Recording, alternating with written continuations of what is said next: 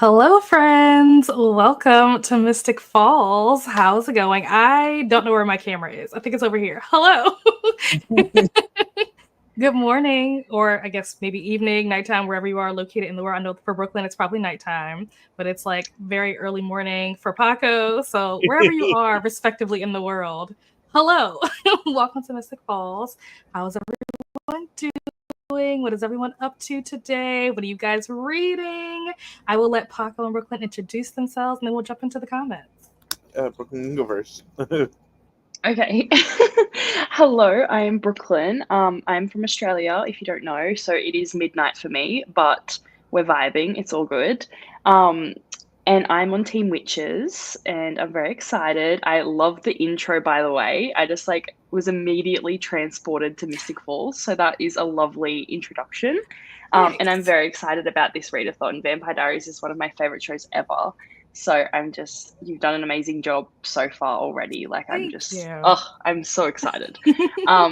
But the first book that I'm reading is A Curse of Blood and Wolves, which is actually, I think it might be out, but I received it as an ARC and it has the word curse in it. So I'm excited about that.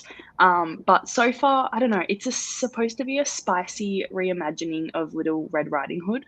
So I'm not sure yet, but we'll see how we go. So that's me.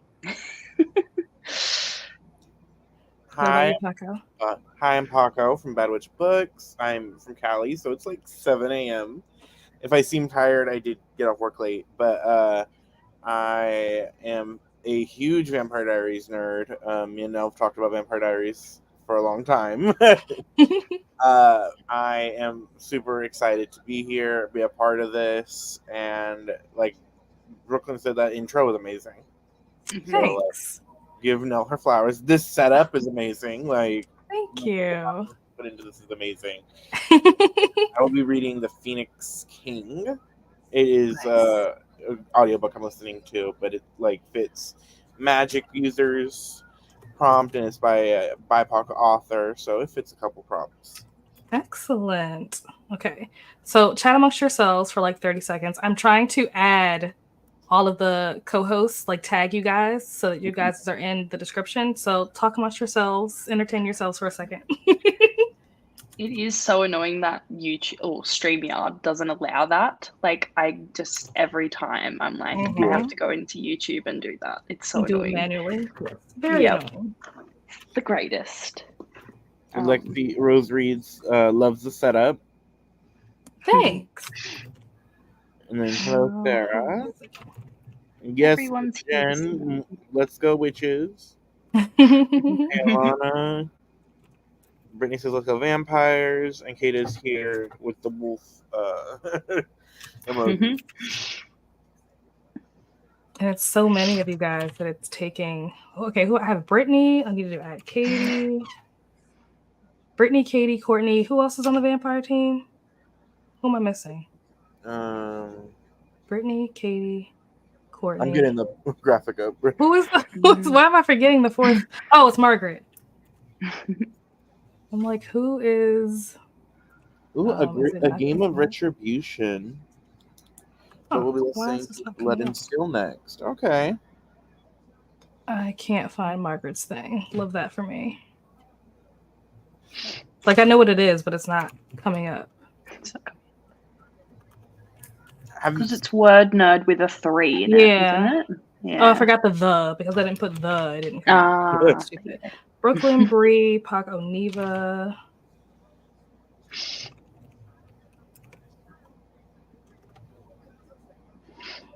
Well, Vanessa popped up, even though I was looking for Neva. We'll pop her in there. That works. Got Rainy, Sam, need to add Keita. Why are these names not coming up?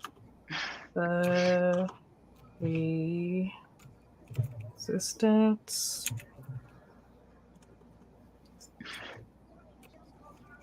Hello, YouTube? YouTube wants to have fun. Does not want to be your friend today. Yeah, not at all. Oh my gosh. Okay. I will finish the rest of these during a sprint. I've got a good amount in there, but I don't want to like hold everybody up while I'm trying to do this. Yeah. Into the comments. How far did you guys get? I got like morning go. Let's go with Kita. Where is Kita? With the wolf emoji. I've got Elena, Vanessa. Hello to Vanessa. Team Vampires, Team Witches. I love that. Good morning, Rally. Hello to Donna, repping Team Vampires. They're going to start with Clockwork Princess. Very nice. Just got in from walking the pub, so Miss Ellie and my mom's baby Sammy should be nice and tired and let me read. Good. Yeah. Good morning, Taylor. How are you? Reading Someone in the Attic. I have not heard of this. Have either of you heard of this book? No. You'll have to tell us about it, Taylor. We're not familiar with this title. Good morning. How are you, Tasha? Good morning, Ashley. Team Vampire. Home is where the bot. Oh, you guys can't see it, but it is this book right here. But it's like kind of cut off. Looks so. Thanks, Lexi. Thank you. Yes, this is like the only part of my house that is actually set up. This corner is the only thing that's done. Everything else is just in chaos and disarray. But I needed this section to look nice because I knew that this is where I was going to be sprinting. Priorities. Good morning, Sarah. Good morning, Jen. Saying hello to Paco. Let's go, Team Vampires. Kita repping the wolves. Currently reading A Game of Retribution, but we're picking up Blood and Steel next. I have not heard of Blood and Steel. Have you guys heard of that? Look it up because it sounds good. Yeah, I figure it's something that if anybody would know, it would be Paco, because Paco is like my fantasy like guru. Like he's the person that I go to, especially for like YA fantasy. I'm like, Paco, do you know what this is? Yeah. Thank you, Brittany. Ooh, it looks nice. The cover does? Yeah, it's a shield and a sword. I have that on my Kindle actually. I just realized. You guys might not want to read that in the first round. I'm just saying, you can do whatever you want, but reading Kite Runner, nice. Yay! Let's go.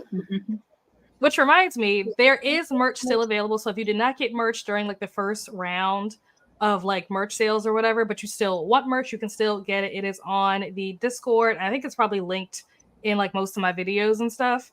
So if you still want it, you can still get it. The second like round or the second wave, I think ends this coming Friday. I think it's like around the 7th or something is when it ends. So if you do still want merch, you can still order it. Okay. Good morning. Let's go Vampires. Ooh, reading Half a Soul. That sounds interesting. That's on my list. That's like a cozy romp fantasy. Ooh, okay. It's like Regency romance. I like it. It's on my list. Very nice. Starting with the first Vampire Diaries book. Okay. I'm actually reading Tangled Up in You by Christina Lauren right now. Ooh, I feel like I've heard of this. Is this like a Rapunzel retelling or something? I think so. I think it's the part of the Disney retellings they do where it's like these romances. I see the cover. They have like Cinderella in the series. It's like retellings by like famous romance authors. Ooh, okay. I like that. I feel like I've heard the title before. Maybe I've heard it before because maybe Vanessa has talked about it before, but I've heard someone talk about this. Yeah, no, I've seen people read it. This one. Yeah. I read the Cinderella one. Fate Be Changed. Ooh, was it good? It was cute. It was by what's her name that did Pumpkin the Dumpling author. The Dumpling author. I know what you mean. I can't think of it. Name. It's like she's about pageants and whatever. The first one, her famous book is. But it was cute, and it was a plus size Cinderella. Ooh, okay. I like that. I might need to check out this collection. Yeah, the Cinderella, she enters a dating show, and it's like even better. It's like a bachelor type show, and that's how she finds her Prince Charming. Oh, like I love this. The stepmom is in charge of the dating show. I like it. This sounds like something I need to read. Tasha's reading Baby Change, the Twisted Tale version of Brave, another like Disney inspired. Nice. Okay, yes, it is a Rapunzel retelling. Good. Actually, starting with the first Vampire Diaries book, The Awakening. Okay. I would just like to point out that I forgot to bring it. Back in what month was this? Oh, June. When I went to Mystic Falls, I did like a trivia competition. Came in second place. Could have came in first place. I missed one question. And I didn't even miss the question. I missed part of the question. The question was to name all 5 Vampire Diary books. And I think one of them was like, I can't even remember what it's called now. It's called like The Dark Something. And I just said the something instead of the dark. I missed the dark part. I was just like, oh my gosh. Literally, that was the difference between me winning. So now when I think about the series, I'm just like... Have you read them? No, I haven't. I haven't either. I want to, I've read, but the show is just... I haven't read them, but I did do like a Wikipedia deep dive one time to like find out what the differences are, and the differences are wild. Really? Yeah, like it's like main things, like her hair color, like Elena's hair color is blonde. I know that Elena is in the book supposed to be German, and they changed it when Nina got casted. To making her Bulgarian, or what she is. It's either Bulgaria or Bolivia. I can't remember. Something like that, yeah. But they changed it specifically because, like, Nina actually is that. Yeah. Spoke the language. Yeah. Oh, that's cool. Elena's supposed to be. Elena and Catherine are supposed to be German. Yeah. Okay, I like that actually. That's kind of cool that they like tried to tie in like her actual like, because I think that's her first language. Yeah. Before she learned English, like that's what she spoke. So that's cool that they like incorporated that into the show. That's awesome. Let's see. Hello, Bryce. It's not too late. No, it's not too late at all. Definitely join. You're welcome to come join in on the fun. We'd love to have you. Just put that out there. Soon to watch the announcement video.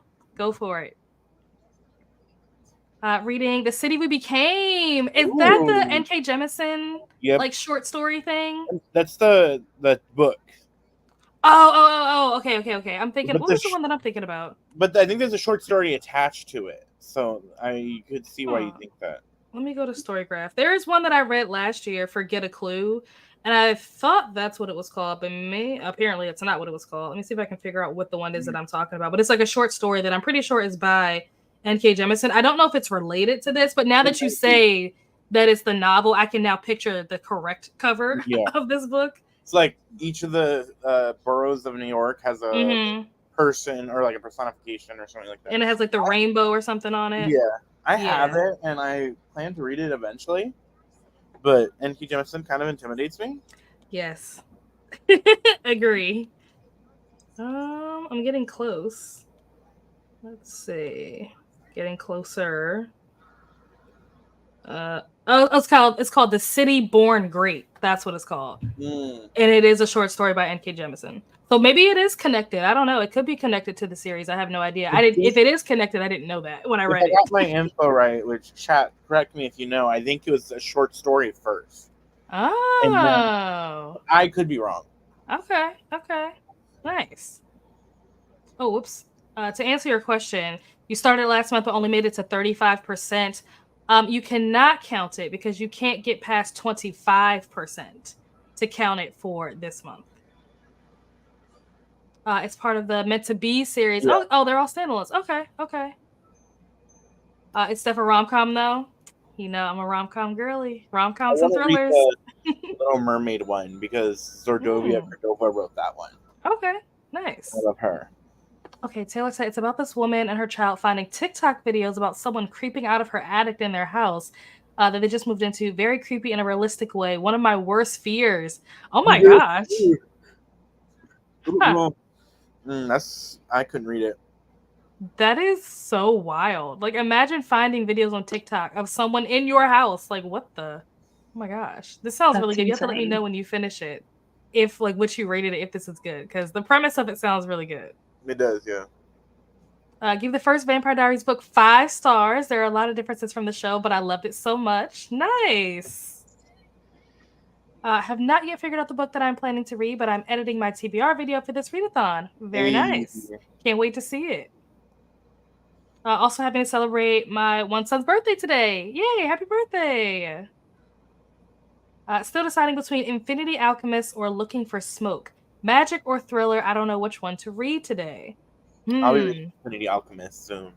I don't know what order I'm going to be reading it in, but I'll read it soon. I'm trying to think. I would need to probably see the covers to tell you like if you should maybe hold off on one or the other, but who knows? Brittany just read the third book in that series, Little Mermaid retelling, but I think she didn't like it. Oh no! You're correct. It made me so sad because I love the first two. Still going to read Tangled though. Okay. I'm curious, why didn't you like it? I know, right? You're calling us out. He's not wrong. No. Saying hello to everyone. I have that book, Jen. Haven't read it. Are you enjoying it? The City We Became. Yeah. Okay. Oh, this is part of How Long Till Black Future Month. I did not know that. Oh, okay. I was correct. Okay, I did not know that. But yeah, I read The City We Became last year as part of Get a Clue. Please hold the. Thanks, Coda.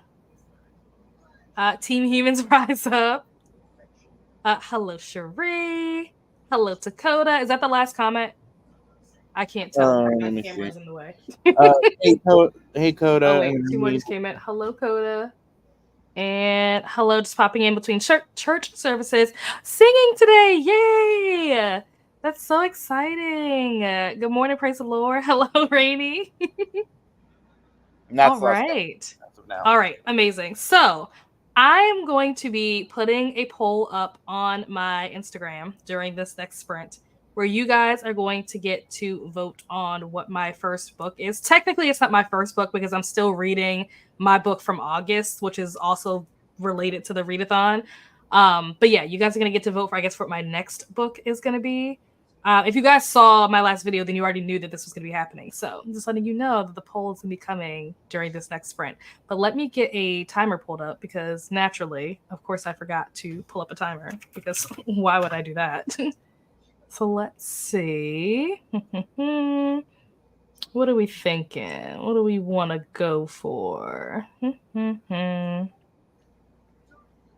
interested to see when people start voting.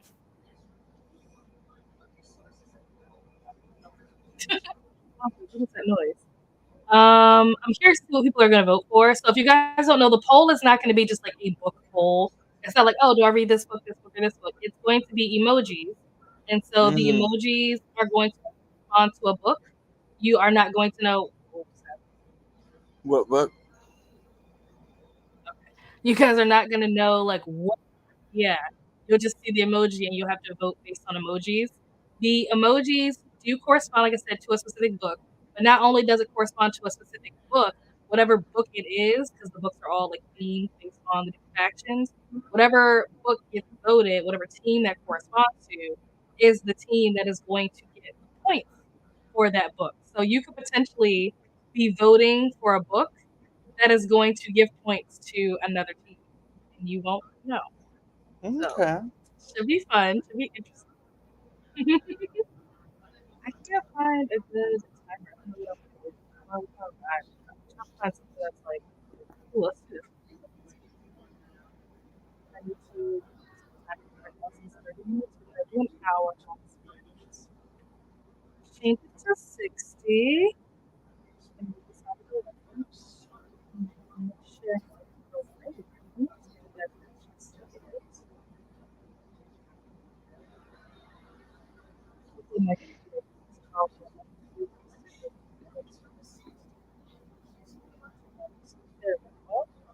Amazing. There's another comment down there. Hello, Coda. Love NKWC books. Feel like they're all very thought-provoking. So you really need to be in the mindset. Yes, this is so true. So true. Yeah, 100%. All right. Let me flip-flop this over. Boom, there we go. And I will see you guys back here in an hour. Happy reading.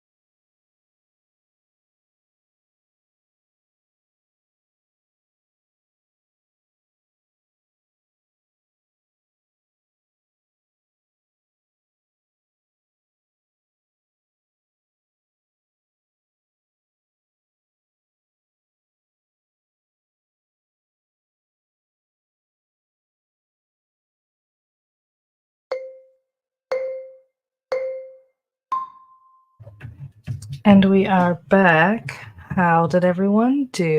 How did your reading go? There we go. Switch this back over. And like, of course, I can't hear anything because I forgot I had headphones on. All right. How did you guys do? How did you do, Paco? Paco, you're muted. Thank you. I got to like 2 hours and 3 minutes since I was listening at like 2 speeds. Nice. So, and it's interesting. It's setting up the world and everything. And then I am making a TBR prompt jar. Ooh. On that. Very nice. How did you do, Kita? God. I started at like the 20-minute mark on my audio. So I finally decided to do the looking for smoke because I just wanted a thriller for right now. So think I'm up to like chapter 4 on here. So it's not that much. Yeah. But it's actually pretty good. You just gonna kill my face. Sorry. Yeah. Say hi so you can get that off your chest. Say hi. Hi. All right. Say hi now. Hi, Paco. Hi. Paco. Good job. All right. Yeah. So, but the Infinity Alchemist, I'm still gonna read. I'm still gonna read it, but I just needed a thriller. I needed a thriller for right now. But it's actually pretty good so far. It's like 4 narrators, so it's keeping me going. Okay. Yeah. How long is it altogether? Well, on here it says where we at 10 hours 36 minutes. So, but I'm reading at a 2.0 speed, so I'll be done in 4 hours 53 minutes. Nice. Okay. Yeah. Excellent. Love to hear it. I did not read it all during that sprint. I set up the poll. So the poll is now on my story on Instagram, so you guys can go vote on that. And then I also posted on my Instagram a repost of the bullet journal spreads that I saw. I don't know if I got all of them, but I posted a couple of them. So that is now up on my Instagram. And I think that's all I did was film the poll thing, set the poll up, film that for the video, like film that clip, and then post on Instagram. So the next sprint, I plan to actually read. But let's see how everyone did in the comments. Where did we leave off? What are you reading? So I'm reading a book that I can't say what it is yet because it's for a video where I read books that are recommended by the cast members of the Vampire Diaries. So I don't want to say what it is yet.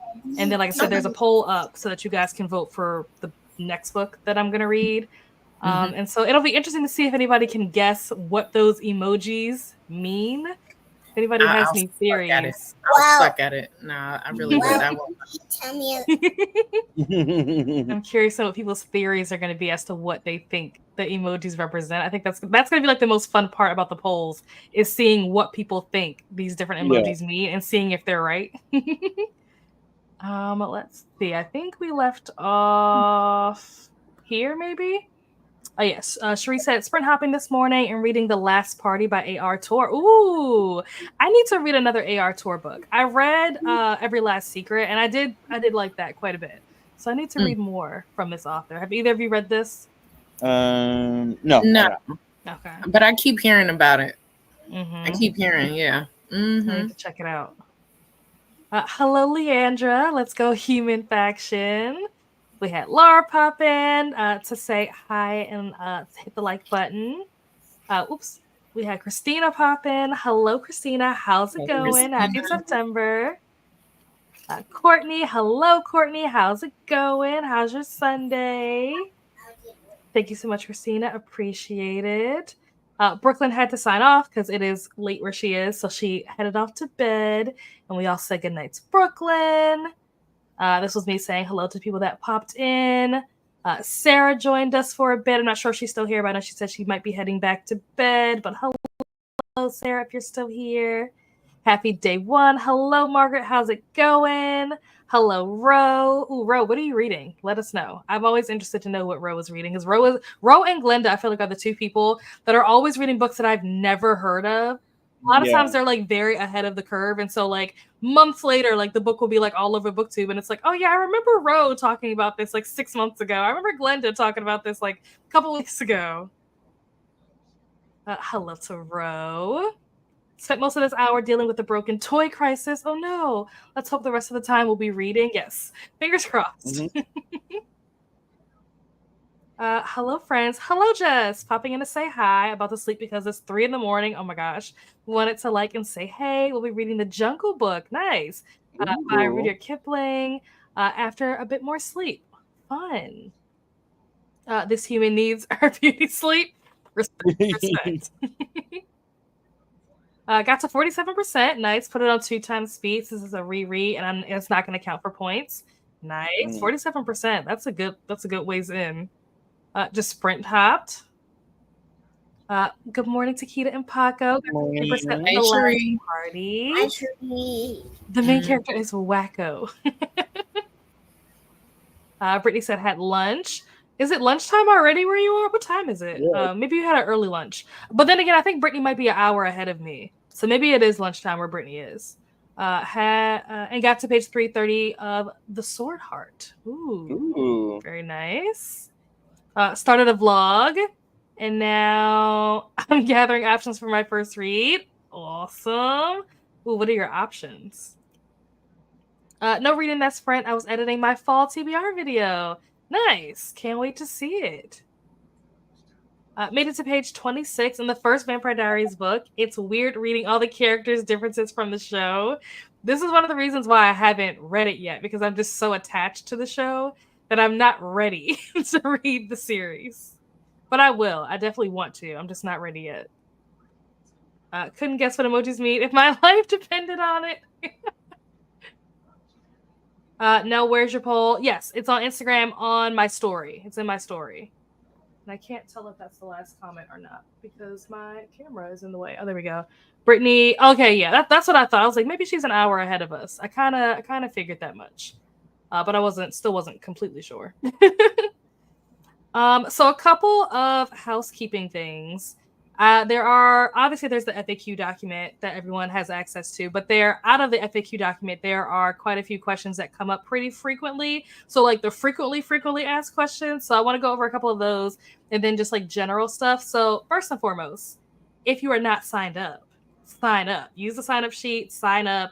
If you were in the Discord, you need to do both. You need to join the Discord. You also need to fill out the sign up form, because the sign-up form corresponds to the books that you submit using the submission form. And then the Discord is where you have access to like the announcements, the watch-alongs, what else? The prompts, all that kind of stuff. So you do need to be in both. If you are in the Discord and you cannot see your team's like headquarters, you can't see like the chat and stuff, it probably means that you have not accepted the community guidelines. So you need to go to the Start Here channel. And at the bottom of that, there's a little like blurb that says like, do you accept or agree to the terms or whatever. You need to hit the green check mark. And then once you hit that green check mark, you will see a new channel that will come up. And that will be the Choose Your Faction channel. And then once you go to that channel, you just click on the emoji that corresponds to whatever faction you want to join. And that is how you will then be able to see all of the information pertaining to your specific team. So I saw last night when I was looking, there were still a couple of folks who had not accepted the community guidelines. I don't think there was anybody that I saw that accepted the community guidelines but didn't join a team.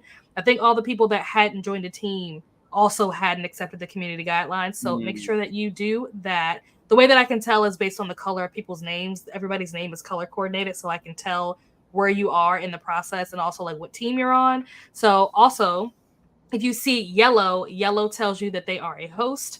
My name is in white just because I didn't want to give myself a color, because I didn't want to like stand out or whatever. But hosts are yellow, witches are green, humans are blue, and vampires are red. So that is like the color scheme. If you see pink, that is someone who has accepted the community guidelines but did not join a team. And if you see white, besides myself, that means that they have not accepted the community guidelines. So that is kind of like the color scheme there. What else? There is a page count minimum, and I saw some comments that came through during that sprint. I haven't actually like looked at the Discord during that sprint, but I saw like things were popping up on my computer.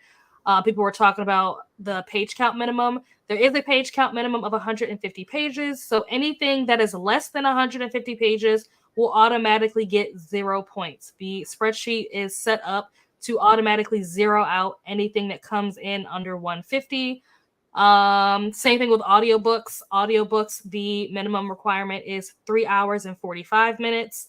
And so anything that is less than 3 hours and 45 minutes, the spreadsheet is automatically set up to zero it out. Another question that is a common question has to do with colored covers. And I see this coming up quite a bit. So for colored covers, very important distinction. The cover needs to be that color, not just have that color on it. I think I had some books. Let me see if I can grab them up here. Yeah. So like this is an example where you have a book that has a red cover versus a book that has red on the cover. This would not count. This would count. So hopefully that example makes sense. And then there are also quite a bit of questions coming in about like, does this count as such and such color?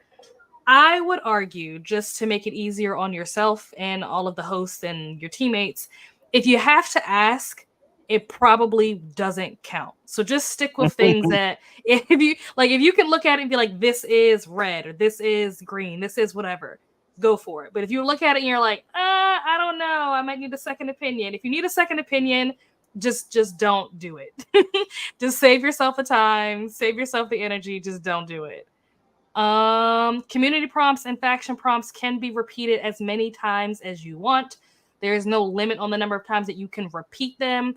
You cannot combine them. Well, let me rephrase that. You can combine community prompts and faction prompts. They can be combined.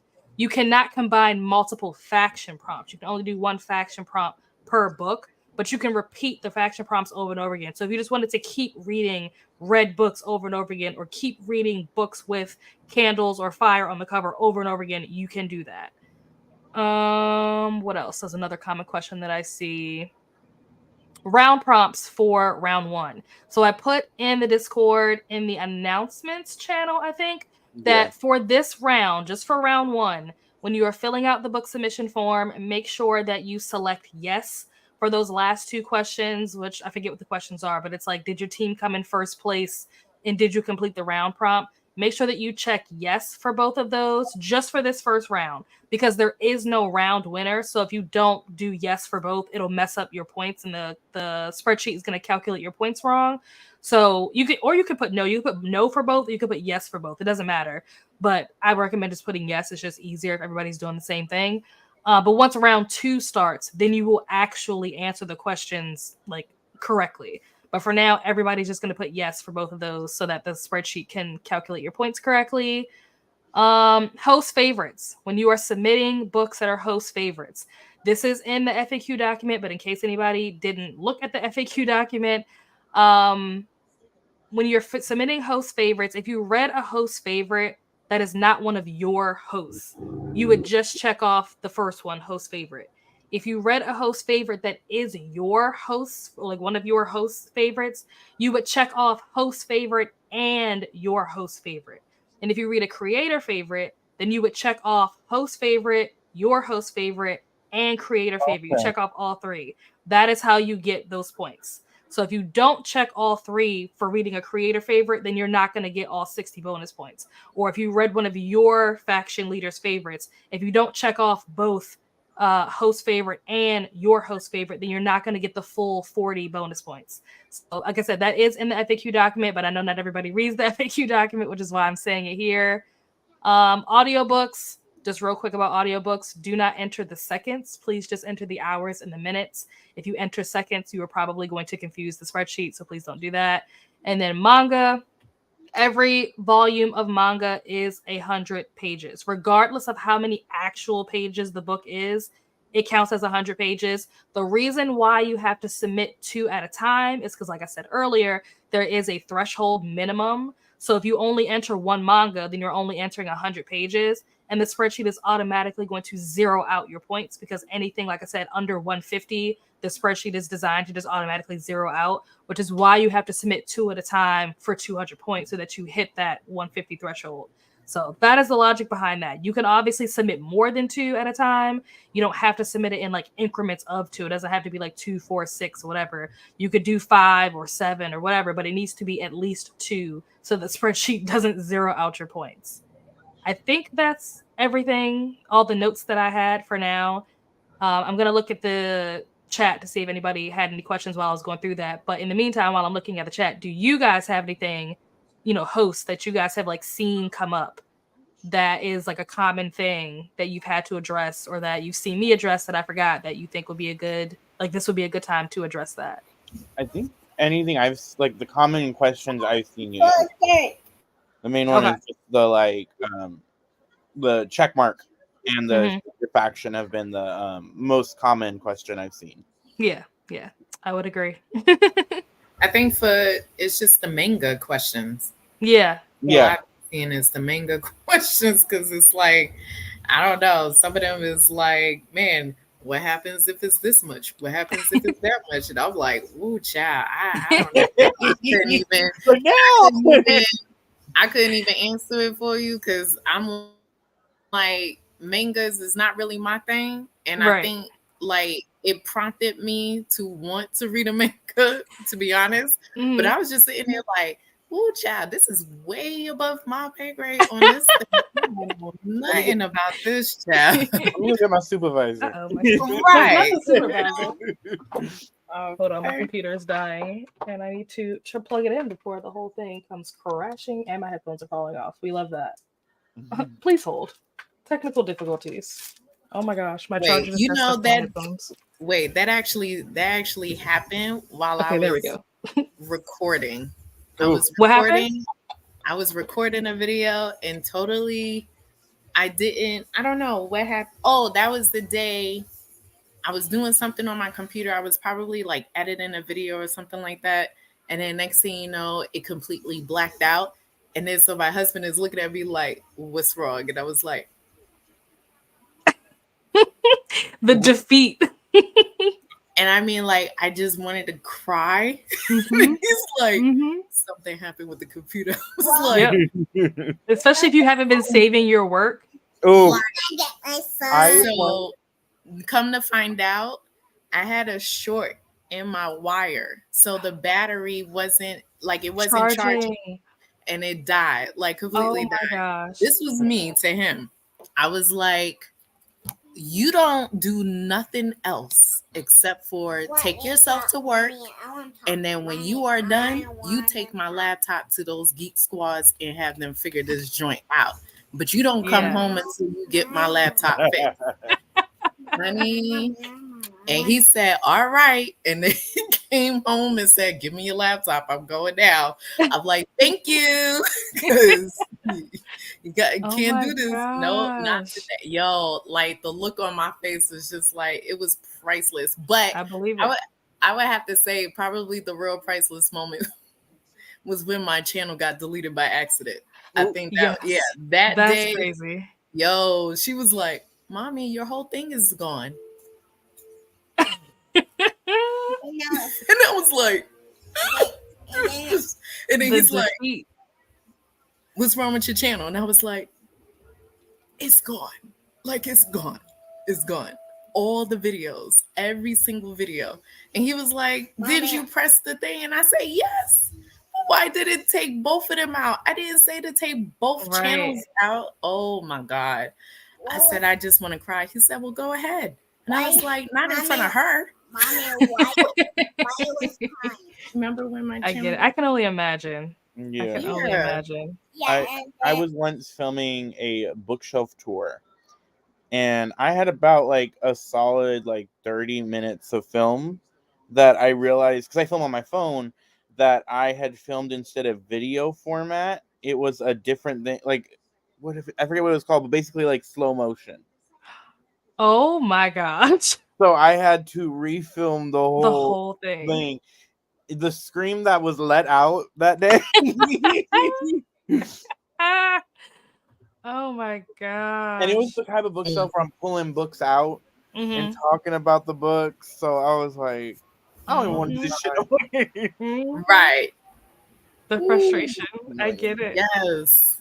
Rella said, hopefully taking into account that some books have. That is true. That is another thing that I think that is also in the FAQ doc that says that if there is a version that exists of a book that you want to read, like an edition that exists that does fit the prompt, like it does have, like maybe there's two versions of a book and one has fire on the cover and one of them doesn't. You can still count, even if the one that you read doesn't have fire on the cover, you can still count that as, you know, one of your prompts because there is an edition out there that does exist that is like that. So you don't have to just use the edition book that you like physically read or whatever. So that is an option. I think like a perfect example would be Twilight, because isn't there one where there's a white cover and then there's you know, the original cover is black. Yep. Yeah. So Yep. Hello, Aaliyah. How are you? Joining and trying to figure out what I'm gonna read. I didn't look at any prompts. I just joined witches because I know the only black MC is a witch. Yep, this is true. This is true. I hit no on the last two. That's fine. I think I might have actually gone in because I think Rally, I could be wrong, but I want to think that Rally was the very first person to submit a book this morning at like midnight or something. And I think I went in and fixed yours just because I just so happened to be sitting in front of the computer when it came through. Hello, Kiana. How are you? Good morning. What are you up to? Happy Sunday. Hello, Mystic. Hello, Dee Dee. How are you? Hello, sir. I didn't thought I was going to be on here. Not you switching up on me. I thought we are. friends. I wanted to be here for the opening thing. I'm not going to hear much longer. But I was like, I'm awake. The betrayal. All right. We have reached the end of the comments. So I am going to, first of all, I think I'm going to move my camera during this next sprint so that I can actually see the comments. But yeah, let's pull up I think something just came through, but I can't see. Oh, she said, nope, fired. If I can go on unemployment for that, I'll take it. I think I'll start with Cursed Crowns, even though I gave Twin Crowns a 2.5. Okay, a little redemption story here. Okay, I feel it. I feel it. See if you can redeem the series. I'm leaving. No, don't go. The drama. Gotta go to Costco. Fun. Sounds like a fun time. I do not have a Costco membership, but I've been in there like once or twice, and that place is massive. There's so much stuff in there. It is, yeah. It's very overwhelming for me. Yeah, we're Sam's Club people over here. I used to be Sam's Club back in the day. But I'm doing early sprint since we have to leave.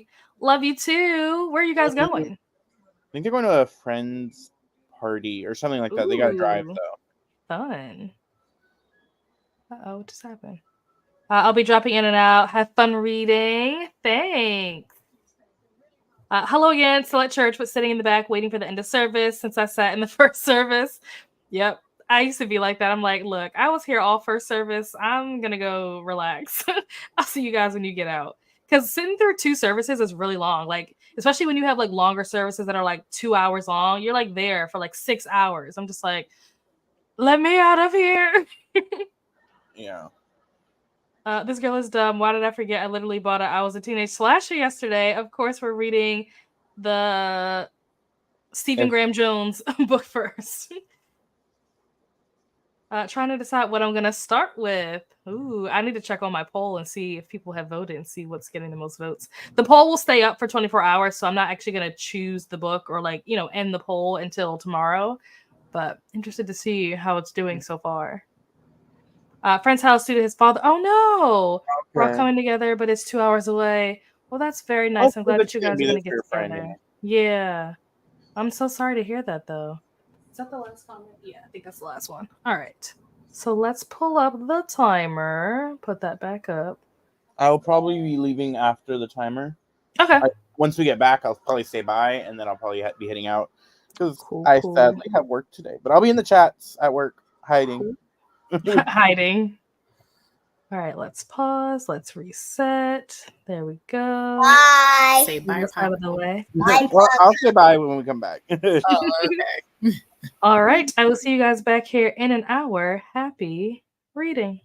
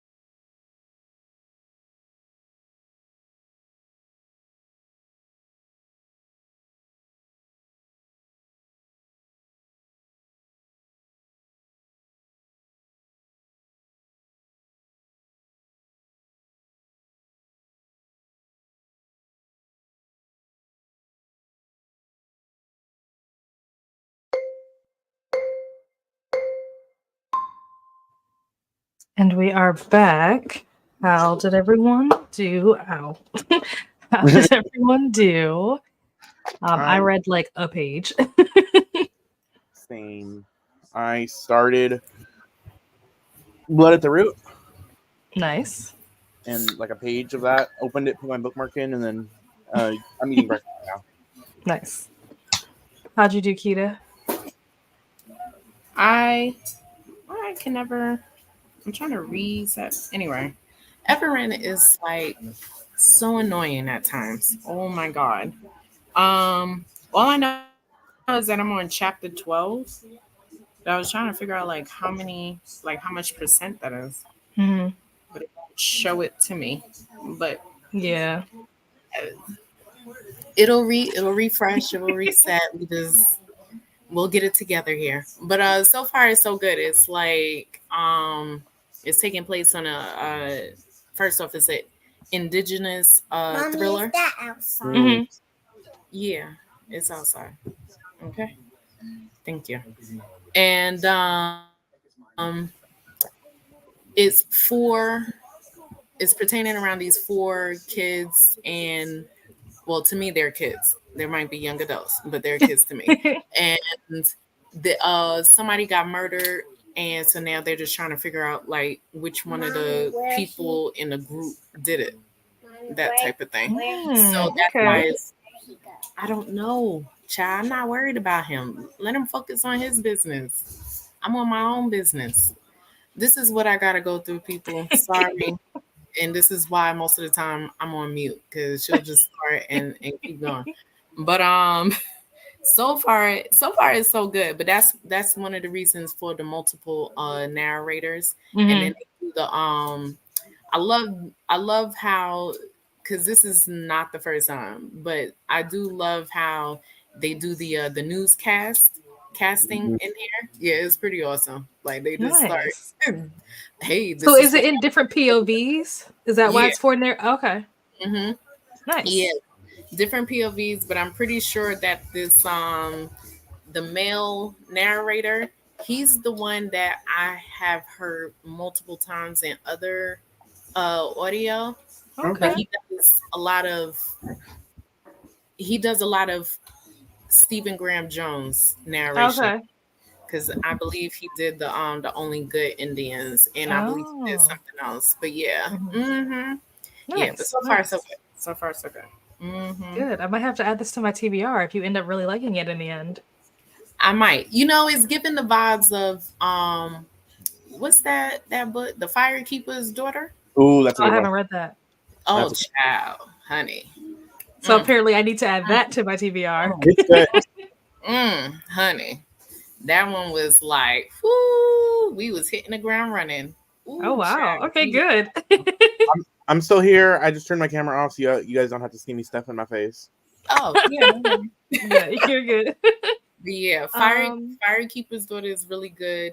And she did a second one where it involves the younger sister who's a twin. So there's a twin sisters, if people know what I'm talking about. There's twin sisters in there because the Firekeeper's Daughter is actually following the older sister, but she has twin sisters that are younger than her. But in the second book, it's following one of them, not both of them. Okay. I did not know who was the main lead in the second one. Okay. Yeah. Mm-hmm. Yeah. Good. It's really good. Chat, I'm on mute now. Go ahead, girl.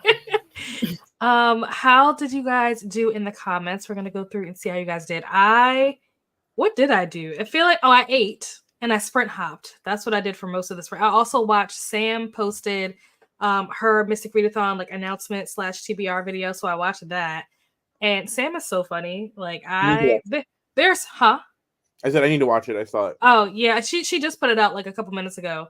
But I just so happened to be looking at my For You page and it was the first thing up there. But she's so funny. Like there are certain like booktubers that I'm just like low-key like fangirl because I'm just like I am obsessed with watching you, and like Sam is one of those people. Like just obsessed. Like just everything about her. I'm just like I'm obsessed with this human. So yeah, that was a fun time watching that video. And it's some good books on that list too. And I think that's most of what I did is just like sprint hop, watched her video, ate. and then I read like a page of my book. This book is really so good, but I don't think it's a book that everybody is going to be able to enjoy because it's dense and not everybody cares to do self-help stuff. So yeah, we'll see how this book ends, but so far I'm like loving it more and more. Like the more I continue to read it, I'm just like, this is a good recommendation. Like Vampire Diaries cast me read some good books apparently. So that was my sprint. I think this is where we left off. Courtney said that she's putting a house together and that she might read later. So hopefully that goes well. And then Christina put the link to Princess's Sprints.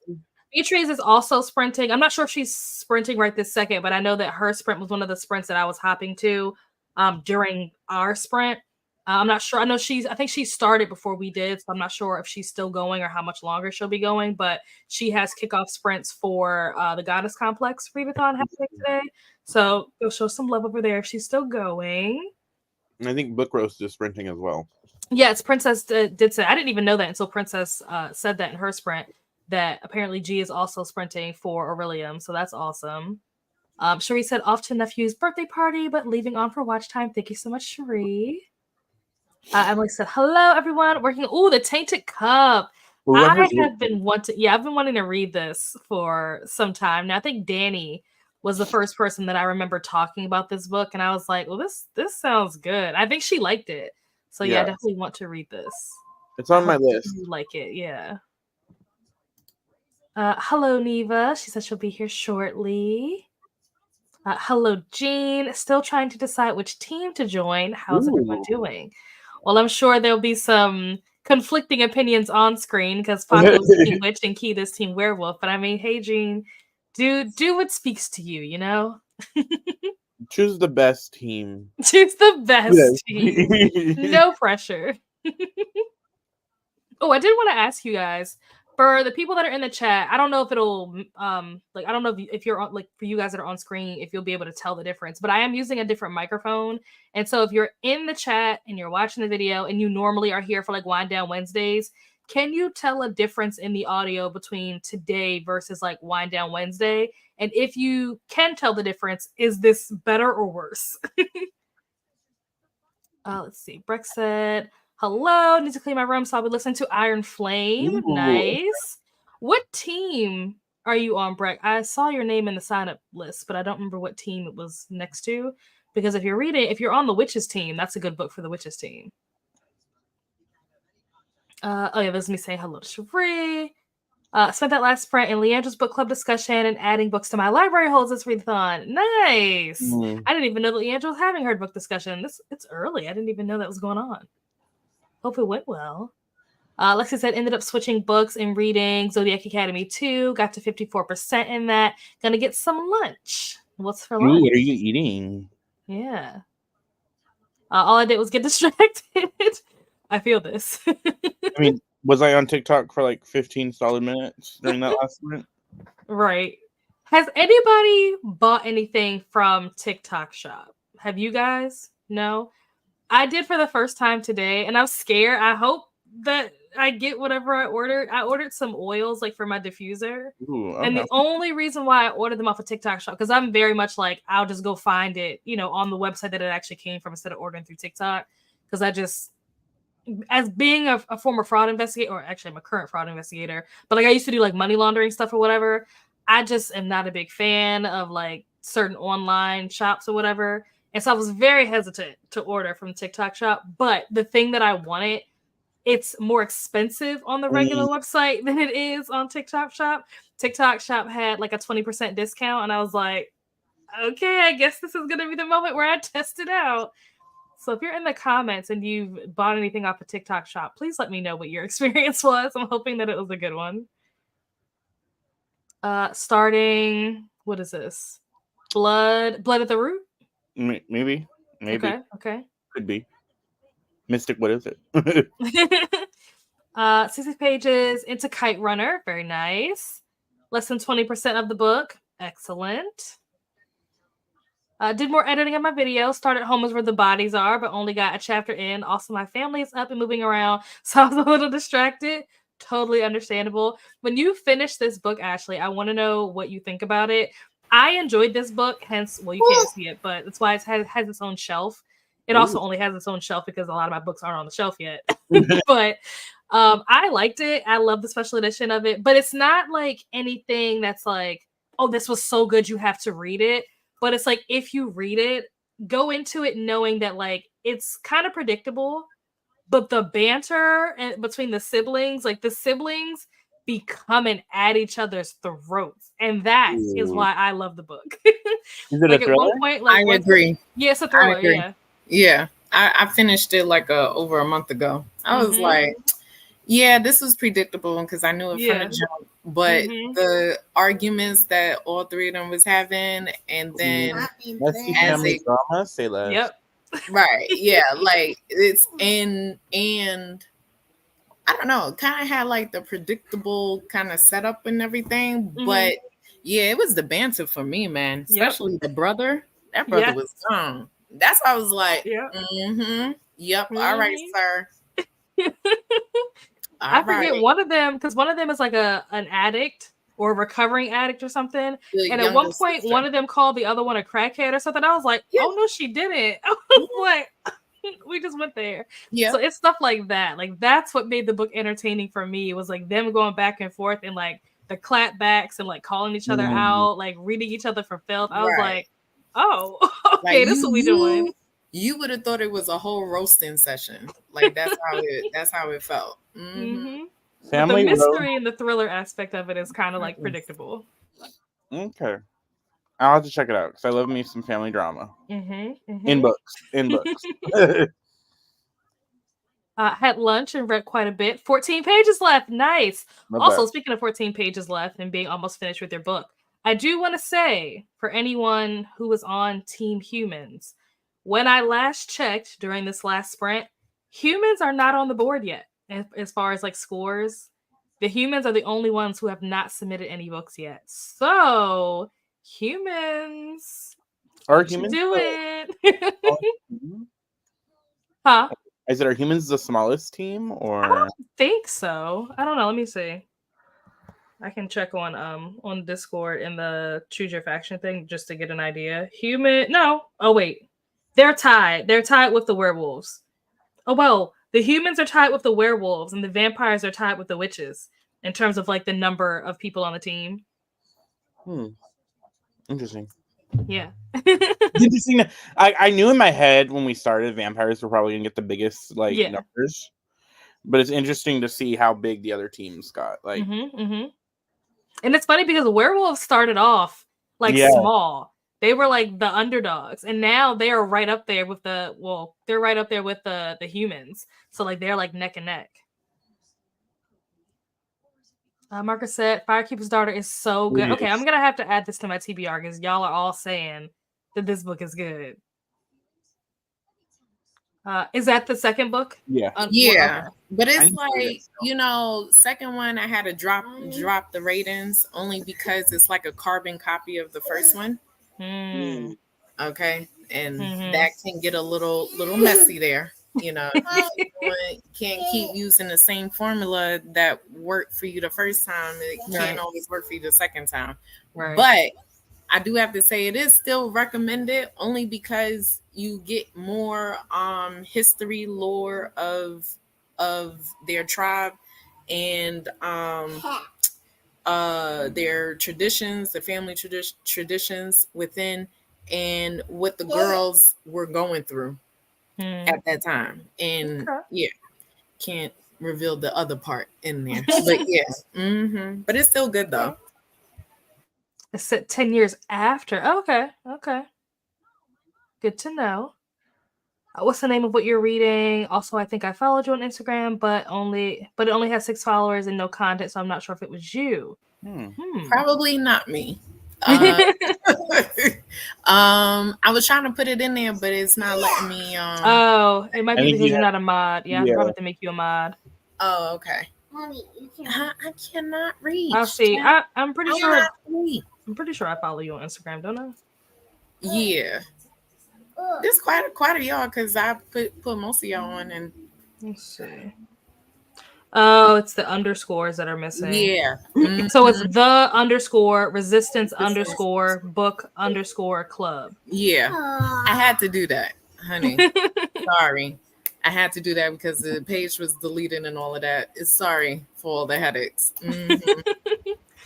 So there you go. Do you have your Instagram linked on your YouTube channel? Yes. Okay. So all of the co-hosts are linked down below in the description. So if you go to Kita's channel, then you can find the link directly to her Instagram from her channel. And if it's not, I'll double check. But I'm pretty sure that when I started making the changes, I'm pretty sure I went in there and made the changes in the description. But yeah, just let me know. If you're not subscribed to her already, you should be. Right. I mean, you know, this is your opportunity. Oh wait, I was doing good, people. Hello. I was doing good. Hey. How long have you been there? I mean, honestly, Ari was over here and she was screaming to the hills, so it didn't really matter. I was like, they'll see me eventually. So, first of all, I just want to say that I am stupid because I saw your post on Instagram and you said something like, I finally did it, or something like that. You posted. This was like a couple days ago. And people were commenting and they were like, oh, it looks so good. I think Courtney said something like, oh, you have the right face shape for it. I had no idea what they were talking about. I thought they were talking about like your nose piercing. Like, did she get another nose piercing? It wasn't until today I was watching your Kindle Unlimited recommendations video. And I was like, oh my gosh, she cut her hair off. I was like, wait, is that what they were talking about? Yeah, Kiana commented something like that too. She was like, I didn't notice that you shaved your head. And I was, she's like, how long ago did you do it? And I was like, oh, like a week ago. I didn't really make a big deal out of it. Like, it did it. So like there's a video coming out today where I still have the braids and they look so terrible. Like I was like, girl, why did you not take these out? Like 2.5 weeks ago. But my TBR game video comes out tonight and I still have braids in that. So like but I went from like having braids to then actually in a vlog, like halfway through the vlog. I had braids and then I had no hair, but I didn't make like a big deal out of it. I was just like, it is what it is. So it's okay. It's fine. I just felt so stupid. I was like, oh, that I looked right at the picture and like didn't notice it. I'm just like, how did I not see this? Even my aunt was like, when I posted on Facebook, my aunt was like, did you shave your head? I came out the other day. My dad's nurse was sitting out here. And she's like, has your hair always been that short? And I was like, no, ma'am. Last week when you saw me, I had hair. It looks so good. Maybe that's why I didn't notice it, because it just looks like it fits you. But I completely did not. And I was just like, what is everybody talking about? Did she get another nose piercing? Literally looking right at you with no hair, not noticing that you didn't have hair. Like, just completely went over my head. I was like, oh, wow, I'm really stupid. Which one's now? Where can I leave off at in the comments? Oh, Neva, if you'd like to introduce yourself, go for it. You're going to say hi? Hi, Ari. You see, Nell knows you. And then that's Paco. No, you don't want to say hello? Okay, it's okay. All right, go make waffles. Hello, I'm Neva. My channel is Reading with Neva. We actually post things these days. You know, that wasn't always the case. I do sprints and vlogs and TBR game. And do you still do whipping chats? Whipping chats, yeah. Whipping chats are coming back next week. Officially. They were supposed to come back at the beginning of August, and then I got a kidney infection and I couldn't sit up long enough to do them. So yeah, so coming back next week. Oh, I guess sometimes you get to hear me sing on my channel occasionally. And I'm on Team Witch. Hey. And I have a 7-year-old who's in the background and I can't control her. So if you hear her, she lives here. And that's just I guess it's her house. I also live with like 6 or 7 other people, depending on if my boyfriend is here. And they have no chill. So if they just be walking, my dad will walk down the stairs and he'll just start talking out of nowhere. They also live here and I can't control them. So yes. I love that. Let's see. Jen said that she got to 57% and that she needs to get lunch.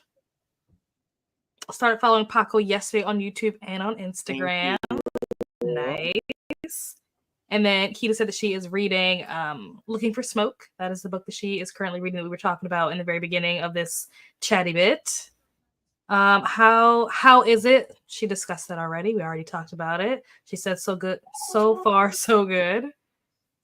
So many sprinters can't keep up. Yes, there are lots of sprints happening, but that's because there are so many readathons happening in September. Wait, put that cup back up. Is that a Mean Girls cup? Yeah. It says, yes. It says burn book on this side, and on this side it says she doesn't even go here. Oh, it was $5 at the Walmart. So oh wow. All of my coffee, listen, all of my coffee mugs that you see, this one is like color changing. Ooh. So there's like when it gets hot, there's like stuff that pops up in the background and it turns like this blue color. Ooh. But all my cups that you'll see. Look how good I Good job. my cup. Good job. Can I keep it? Sure. Go put it up. I'm gonna bring it with us. Okay. All my mugs that you see are probably from Walmart for $5, except for my tall, my 15-ounce Luke's Diner mug. That one is from Amazon, but make sure you get the 15-ounce because it also comes in an 11-ounce, and no one only drinks 11 ounces of coffee, right? Yeah, sorry for that, Tanya. I was like, ooh, Mean Girls. No, it's fine. my spidey senses started tingling. But yeah, there are a lot of sprints happening because there are a lot of readathons happening in September. So everybody's doing like kickoff sprints today. Jean said, love Firekeeper's Daughter and her sequel, Warrior Girl on Earth. Totally recommend. I think, okay.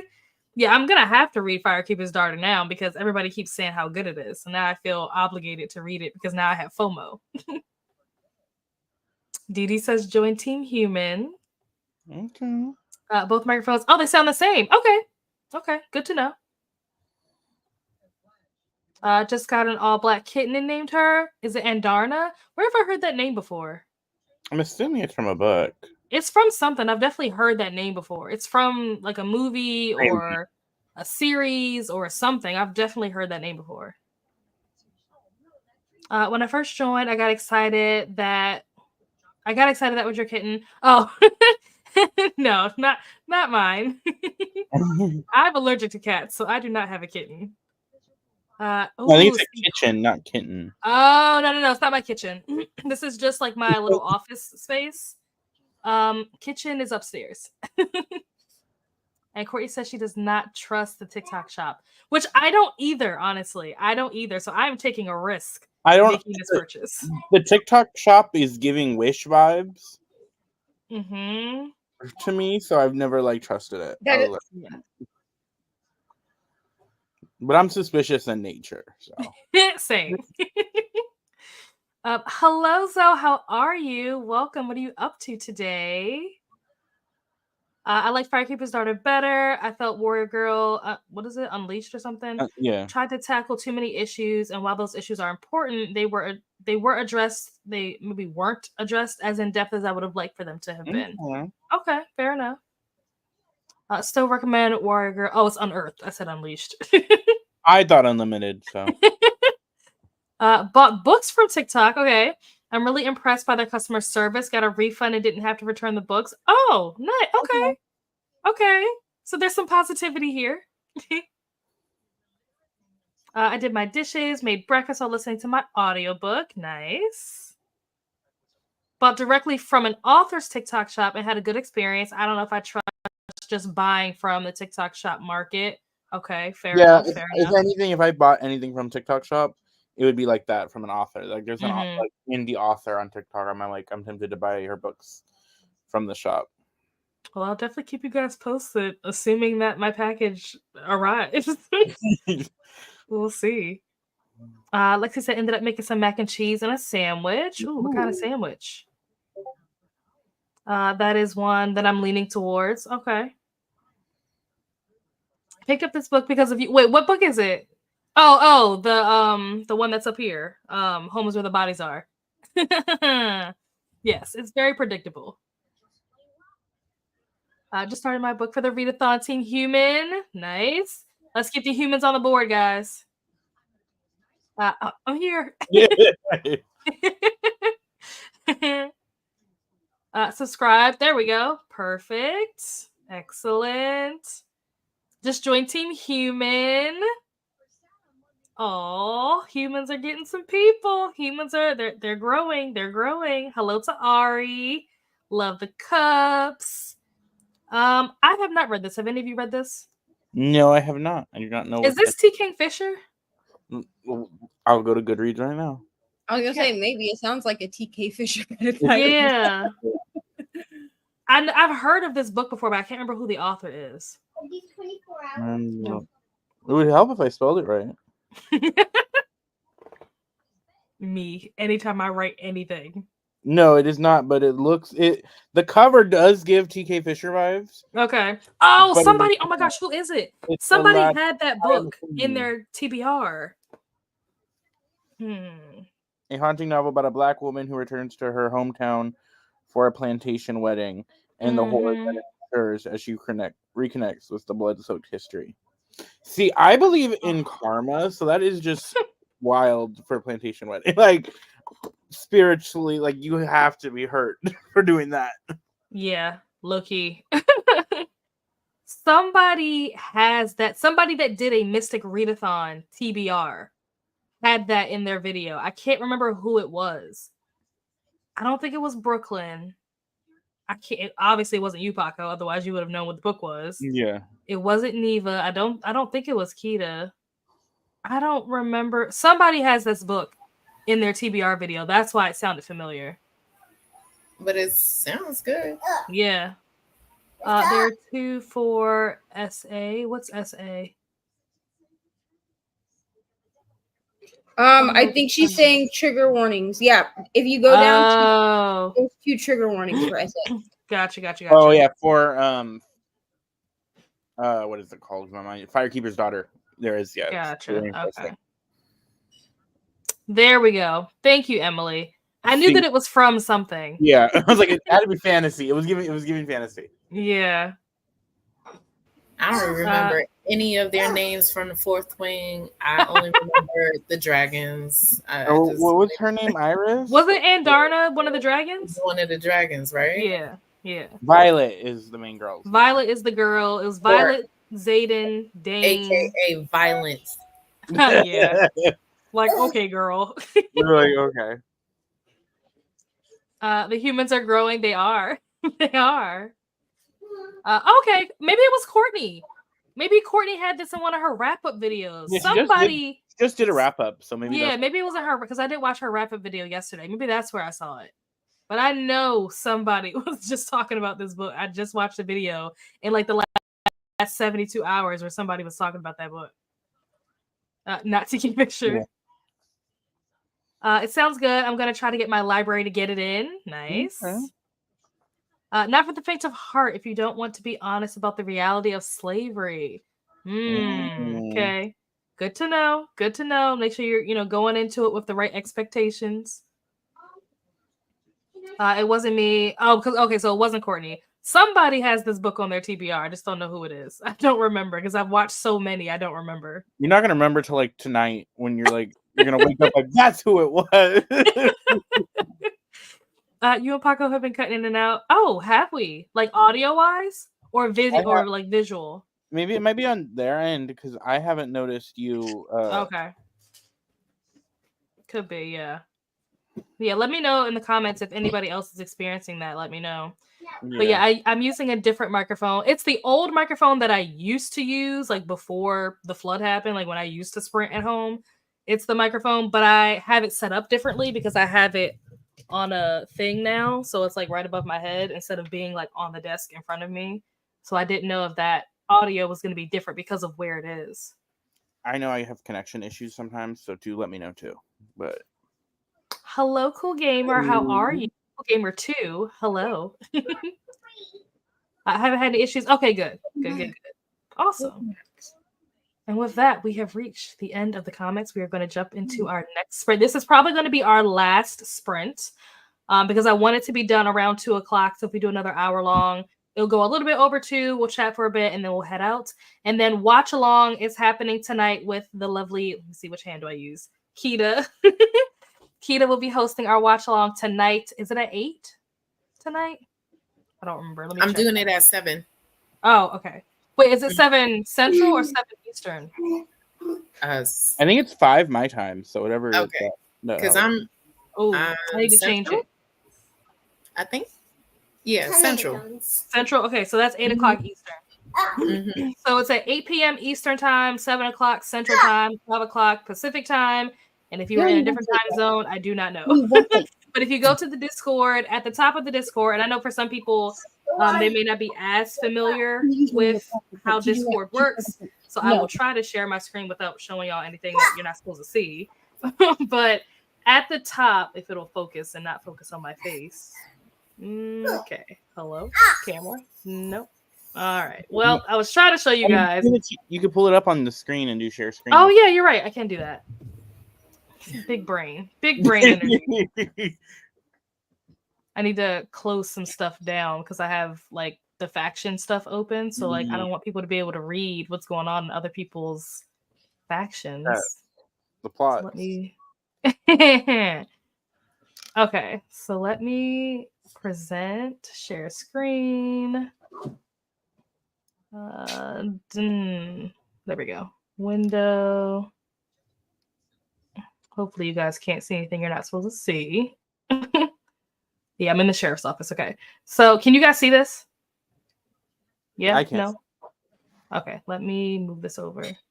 Maybe make it, yeah, I was going to say. Is that better? Yeah. Okay. So when you are in the Discord, if you go over to events and you open this up, this will show you all of the watch-alongs for the week. So if you are looking for the calendar, specifically for watch-alongs, this isn't like sprints or anything like that. Sprints, likely people will just post the link to the sprint in the faction leader content channel. So if you're looking for sprints, that's where you can go. Also, I'm not sure if Vanessa did it, but I'll ask her if she can pin the link. Pin the link to the sprint spreadsheet in the faction leader content channel. That way, if you guys are looking for sprints and maybe no one from the Mystic Readathon specifically is sprinting, you can still find sprints there. But for watch-alongs, this is where you will find the calendar for this the watch-alongs. And so you would just hit interested if you are interested in attending. And it tells you, the day, the time, what episode we're watching, which faction leader is hosting it, and what channel you need to go to. It's pretty straightforward. It's in the watch-along channel. But yeah, that is where you guys can find the watch-along. So we will be watching season 1, episode 15 this evening with Kita. So that is the plan for today. And if you hit the interested button, you should get a notification. Yes. When it's close to start, so that you guys get a reminder on that. Yep. All right, let's pull this back up. There we go. Let me reset. And, well, since we're starting, I've had a great time helping out, but I gotta go because I gotta get ready for work. Cool. I will see you guys later. I might try to pop in for the watch along depending on what I'm doing at work. But all right. I will see you guys later. Bye. Later, Paco. See ya. Later, Paco. See, Courtney said, y'all sound and look fine to me, especially you, Paco. Perfect. I did hear Nell cut in and out after the first sprint, but probably not an issue this time, maybe is what that's supposed to say. What are these eyes for? I don't know what this is. Because she was looking, because you had the whole. Oh.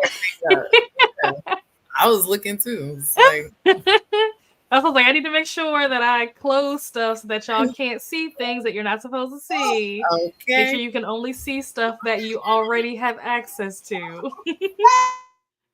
How do you get assigned to your faction? So when you go, let me go back to sharing my screen. Sharing the Discord page. Let's see. Share screen. Window. Did I just close it? Where is it at? Confused. Why is my Discord not? Oh, there we go. I was going to say, why is this not an option? It was just an option 3 seconds ago. So when you come into the Discord, you start here. So this goes through the community guidelines. It's pretty straightforward. Blah, blah, blah. Not blah, blah, blah. Like, it's important. Like, read it. But once you get down to the bottom, you need to check this button right here. Once you check this button right here, acknowledging all of this stuff and agreeing to this stuff or whatever, check this button, and then there will be this channel will pop up. So if you have not checked this button off, this will probably not show up for you. You won't be able to see this channel. That is intentional because I don't want people joining the readathon and picking factions that have not agreed to abide by the rules of the Discord. So once you check this off, you should see this channel. And then when you go into this channel, you just click whatever emoji that represents the faction that you want to join. And then once you click the emoji, you may need to refresh it or something, but once you click the emoji, then you will see the headquarters for whatever team you're on. So whether you want to be a vampire or a werewolf, a witch or a human, those are the different houses. So you'll only be able to see your headquarters. You're not going to be able to see all of them like I can, but you'll see the one that corresponds to the emoji that you check. So that is how that works. And now let me switch back over to the timer.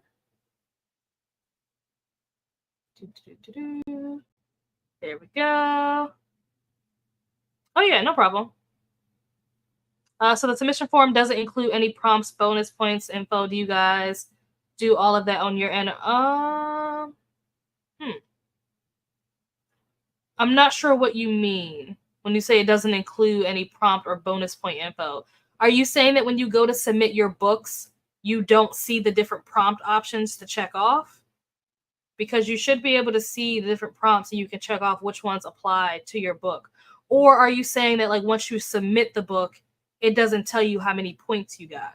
Because like that is correct. It's not going to spit back out at you like how many points you got. That's something that you would need to track on your own if you want to track it. You're not required to track it because I can see all of that on my end. But if you want to create a tracker, you are welcome to do that. I know the Witch faction has created a tracker and they've shared it with their entire, faction. I don't think that any of the other factions have done that, but the Witches did. I haven't looked at their tracker, but from what the comments were saying, apparently the tracker is like really good. I can't remember who it is that made it, but someone on the team, it wasn't like a faction leader, somebody on the team made one, and apparently it's amazing. So yeah, I definitely recommend if you want to keep track of your points to create some type of like Excel sheet or Google Sheets or whatever to be able to keep track of your points. Never mind. Oh yeah. Yes, when you click next, it'll navigate you through the submission form. Yep. All right. So we're gonna jump into this last sprint. I will see you guys back here in an hour. Happy reading.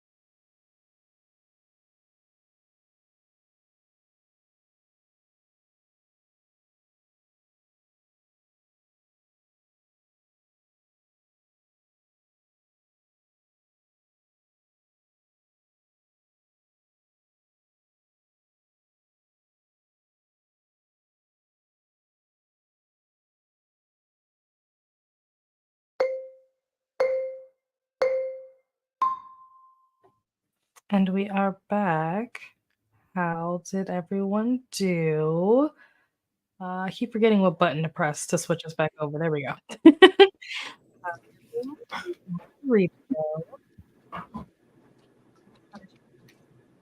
Hello, are you waiting for me to talk? I'm sorry. I had headphones in. And I heard nothing. I mean, I heard you talking. Hello. I posted my social media free Sunday post that I forgot to post this morning because I meant to post it this morning, but in September we're going to start social media free Sunday because your girl be on socials way too dang much. You know what I'm saying? So we're going to do that. And that's part of the whole like taking weekends off. Obviously, I made an exception for these sprints because they were kickoff sprints. Okay, but for the most part, you're not going to hear from me on Sundays.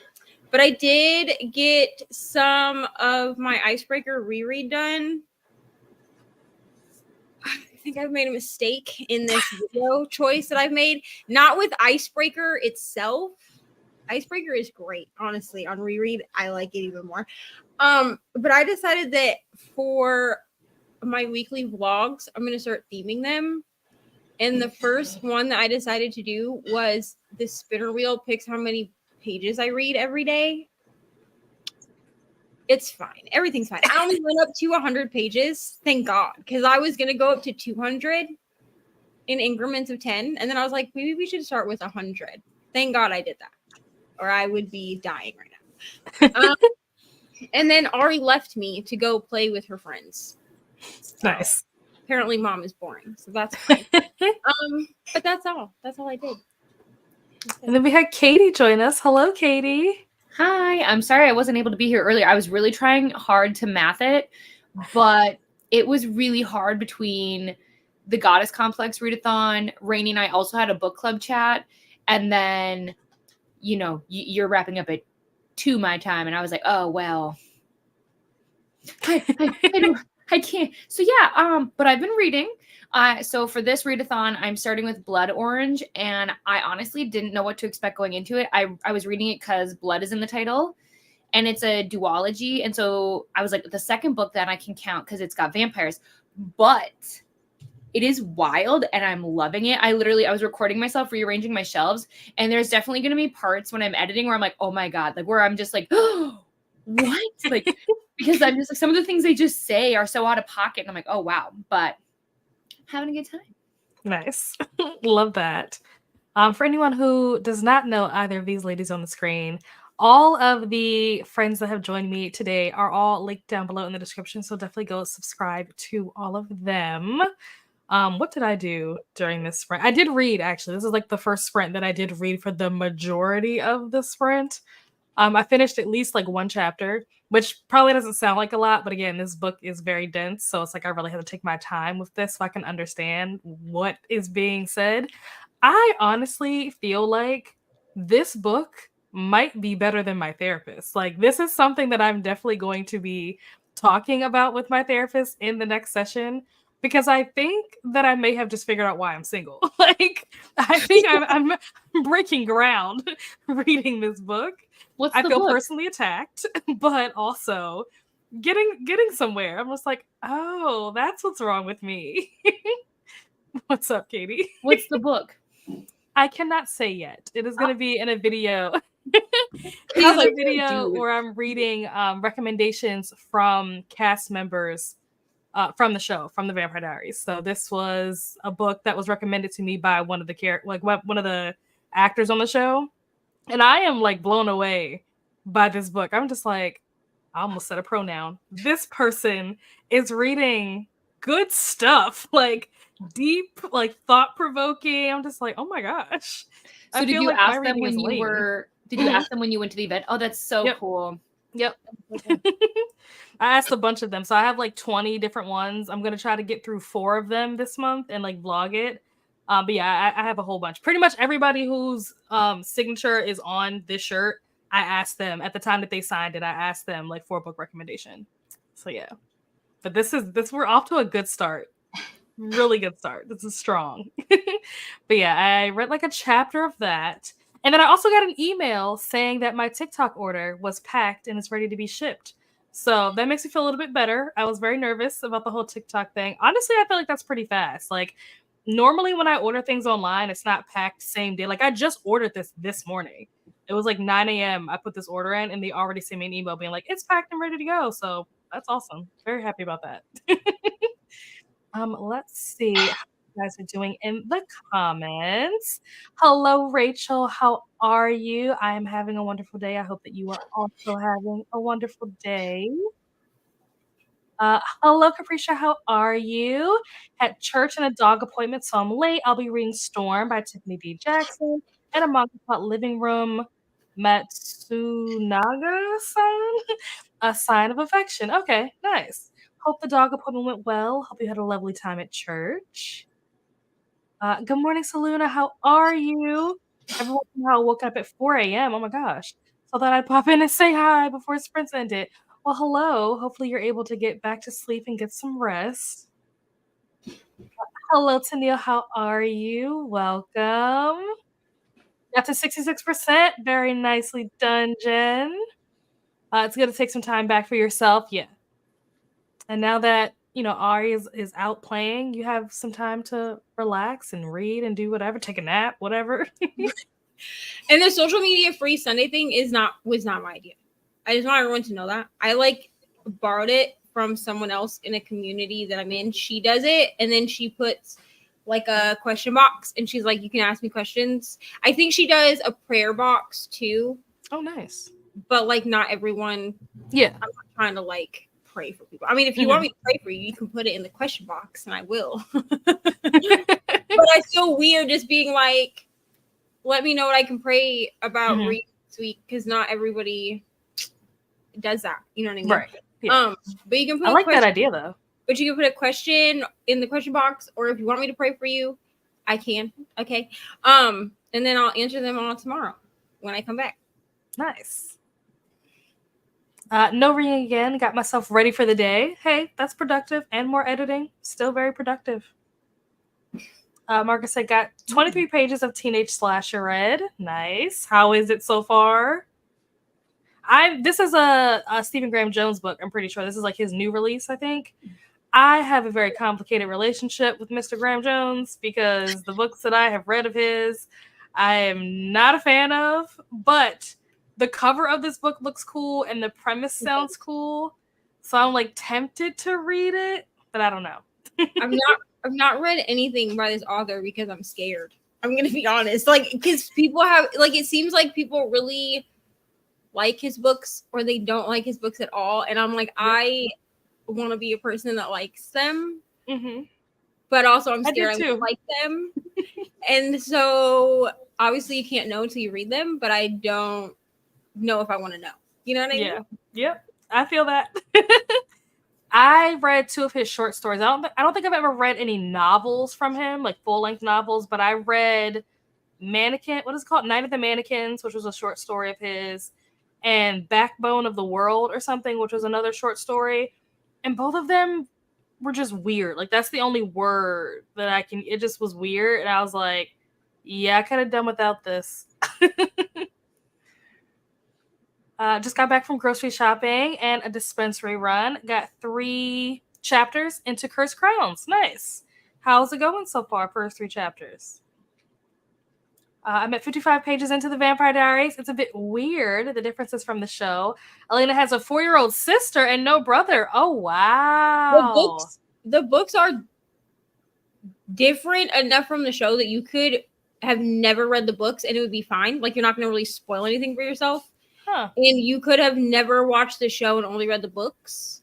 It's like, wow. The difference is between like the Pretty Little Liars series of books and then the show. Like, they're different. They're so different enough that you could do one or the other and it wouldn't matter. Right. Yeah. That's crazy. No Jeremy. Oh, that makes me sad.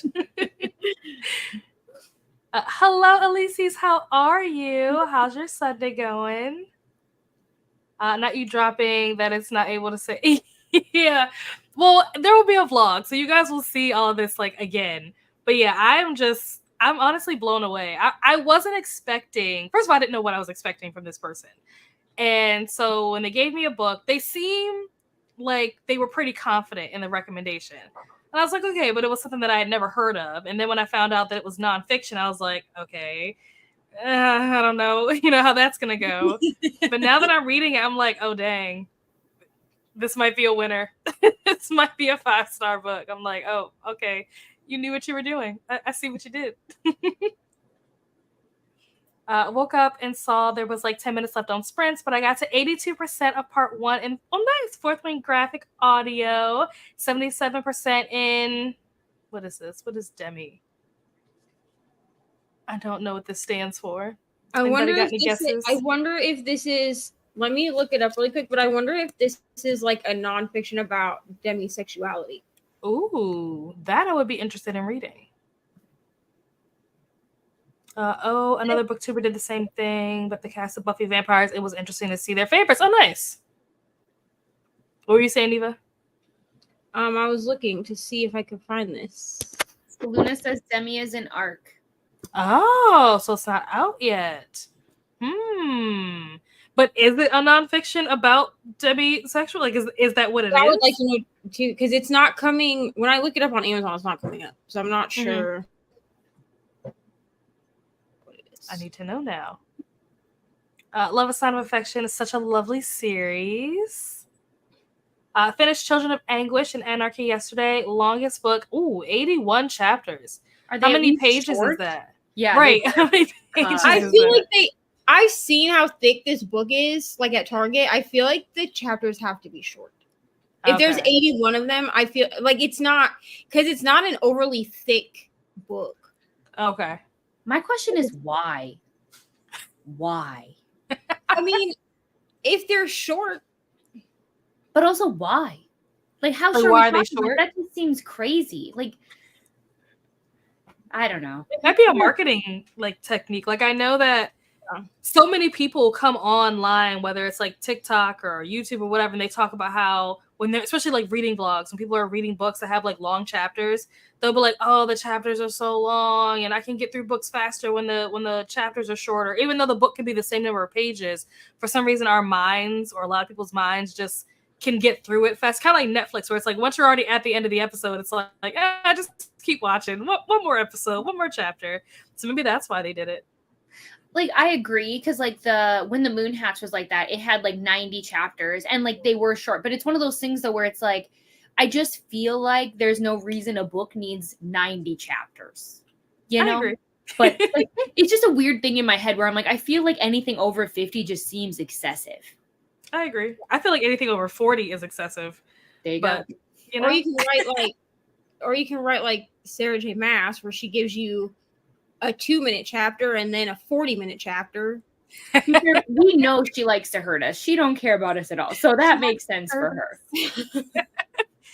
Yeah, it's probably a brain thing where they just feel like people are more likely to keep reading if the chapters are short. I know for me, like I'm definitely more likely to keep reading when the chapters are shorter because you feel like you're accomplishing more. But also I feel like I like having breaks. So like if I need to stop, I can stop because I'm at the end of a chapter, or I can read one more chapter and then stop. Versus if you have like long chapters, I don't like stopping in the middle of a chapter because I have a hard time remembering like what just happened when I go back to pick it up. But if it's like at the end of a chapter, it's usually like the end of a scene or whatever, like not in the middle of a scene. So it's easier for me to like pick it back up. So I don't know.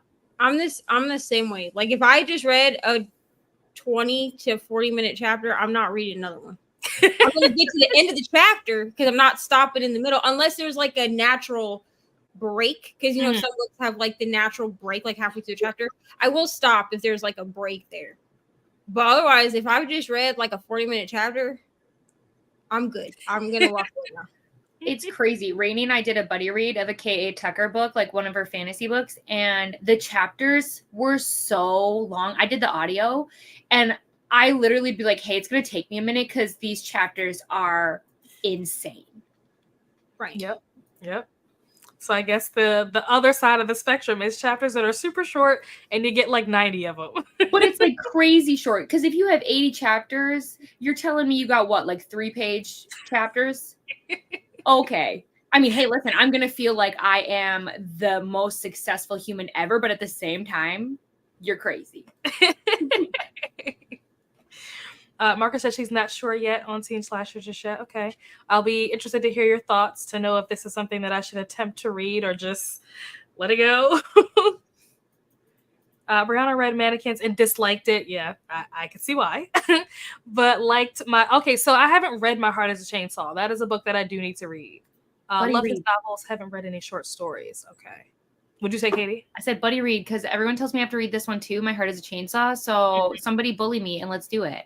Okay, I'm down. I was gonna say, me too. We could all do a buddy read together. Y'all let me know when, and I will write it down. Let's put it in the Discord. No.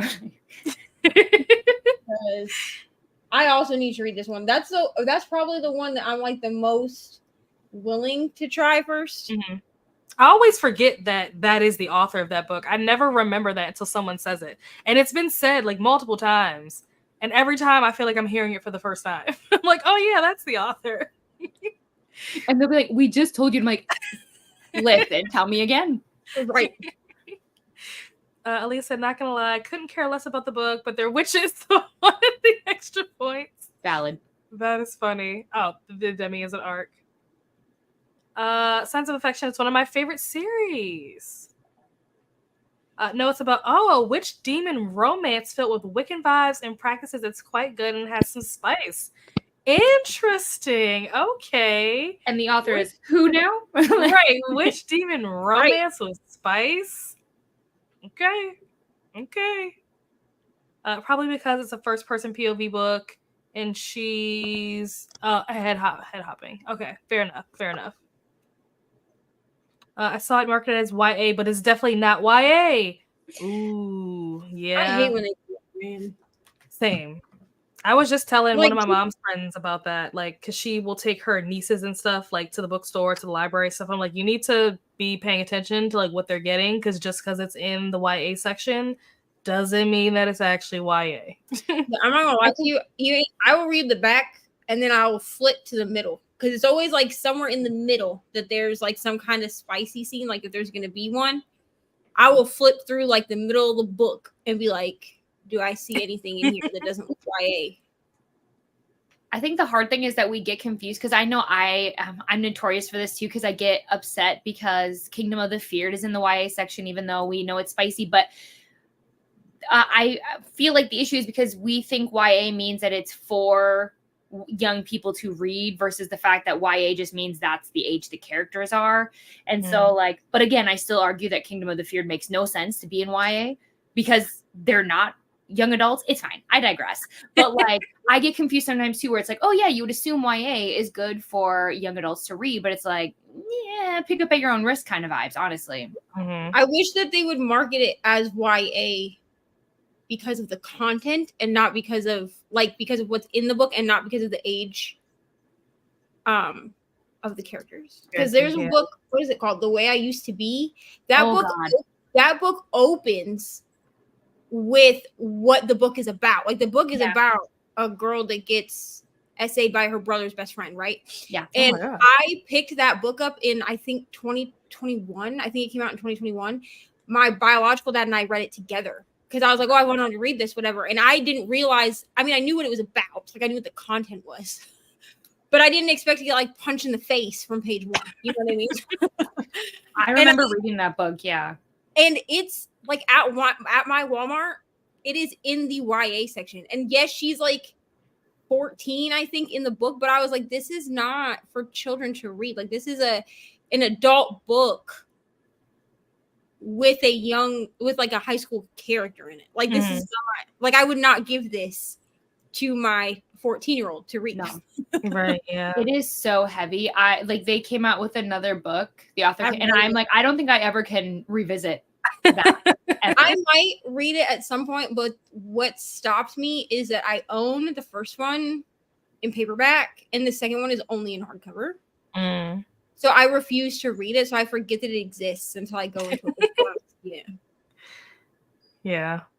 It's interesting how books are marketed and how, like, even when it comes to YA, I feel like even if we are talking about it in terms of like the age group for the readers, that is such a broad category because like YA is anything from like 13 to 18, And even that, like, those are kind of like, I don't know that I would want my 13-year-old reading the kind of stuff that, like, an 18-year-old will be reading. You know what I mean? Like, I don't know if I want those two people reading the same thing. So even then, you still have to be careful because it might be stuff that's YA that's age appropriate for someone that's like 17 or 18, but like, is that age appropriate for like your 13-year-old? Probably not. Some authors consider a scene as a chapter instead of combining multiple scenes to make a chapter. Yeah, from a writer's standpoint, I probably would do that if I was a writer. That's probably what I would do. I like when the moon hatched, though. I thought it was paced well. I think it made it faster to read. Okay. I mean, we all know how I feel about When the Moon Hatched, my Infinity Star book. Hello to Katie and Neva. Did my shift at the birthday party. Now I'm back home, ready to get back to reading. For me, when I write, the chapter is over. When the chapter is over. The Outlander books are like that too. Some are over 100 chapters. Oh my gosh. To be fair, those books are long. Like if you look at the audios, they're like 28 to 30 something hours. It's insanity. Yep. That's why I haven't read them, because they're so long. I want to read them, but I'm just like, I can't make that commitment time-wise. Like that's a lot. I really want to read My Heart is a Chainsaw too. Maybe we'll have to do a buddy read in like October or something of this book. Katie, I will bully you. You need to read it. I'm writing it down right now, but like 100%, because like people have been telling me to read this for months, and I'm just always like, yeah, when I get to it, which will be never. Right. Jean said, hate long chapters. Hours plus chapters suck. Currently, I'm reading with really long chapters. Yeah, It can be rough. Chainsaw is the book I suggest that people start with for Stephen Graham Jones. His novels give you more room to breathe. Ask me later. I have a whole theory. Oh, okay. The author is Patricia Kerrigan. It comes out October 1st. Okay. No.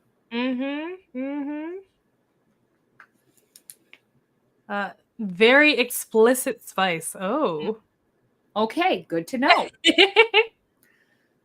Nope, it has nothing to do with age of the characters. It's all about who's supposed to be reading it. There's plenty of adult with teenage characters. I would argue then that I feel like the library and the shelving system in general at bookstores then has lost the purpose, because when I rarely would see but again, that's just my opinion. It's one of those things though where I feel like I've seen this argument a lot lately.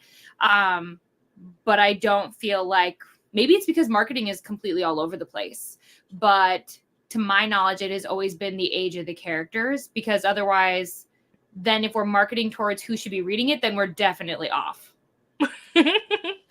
Yep. I agree. It should be based off the content, not the age of the characters. Yeah. Books with teen characters frequently get misshelved as YA, especially if the author is female. Interesting. What book is not YA that's marketed as YA? Was it Demi that we were talking about? Yes. Well, yes. So, yes. But I think Demi was what started the conversation. Yes. Teens are getting pushed out of their own age category, and it's so frustrating. Yeah. Which is sad, too, because it's like you want to be able to build up a young person's enjoyment and love for books, but also there are so many books that are being pushed towards them that really are not appropriate for them. So it's like, how do you get them to find books that are going to be entertaining, that they're going to like and want to read and build their love of books, when a lot of the books that are out there really aren't things that are age appropriate for them? When I feel like, too, the issue I also feel like I see is that, like, not a lot of parents are readers. Like, some are obviously, but not everyone is. And so a lot of people are like always like, oh, why do people talk about tropes and talk about like spice ratings and all this stuff? And I'm like, well, personally, I feel like it's helpful to people who don't have knowledge about books, right? Because we should be having resources for people who aren't readers, being able to share the love of reading though with others. And if people are trying to say that like tropes and things like that are spoilers. Okay, to each their own. But I would rather spoil something for somebody than have them like be triggered or find something awful in the book later on that they could have avoided.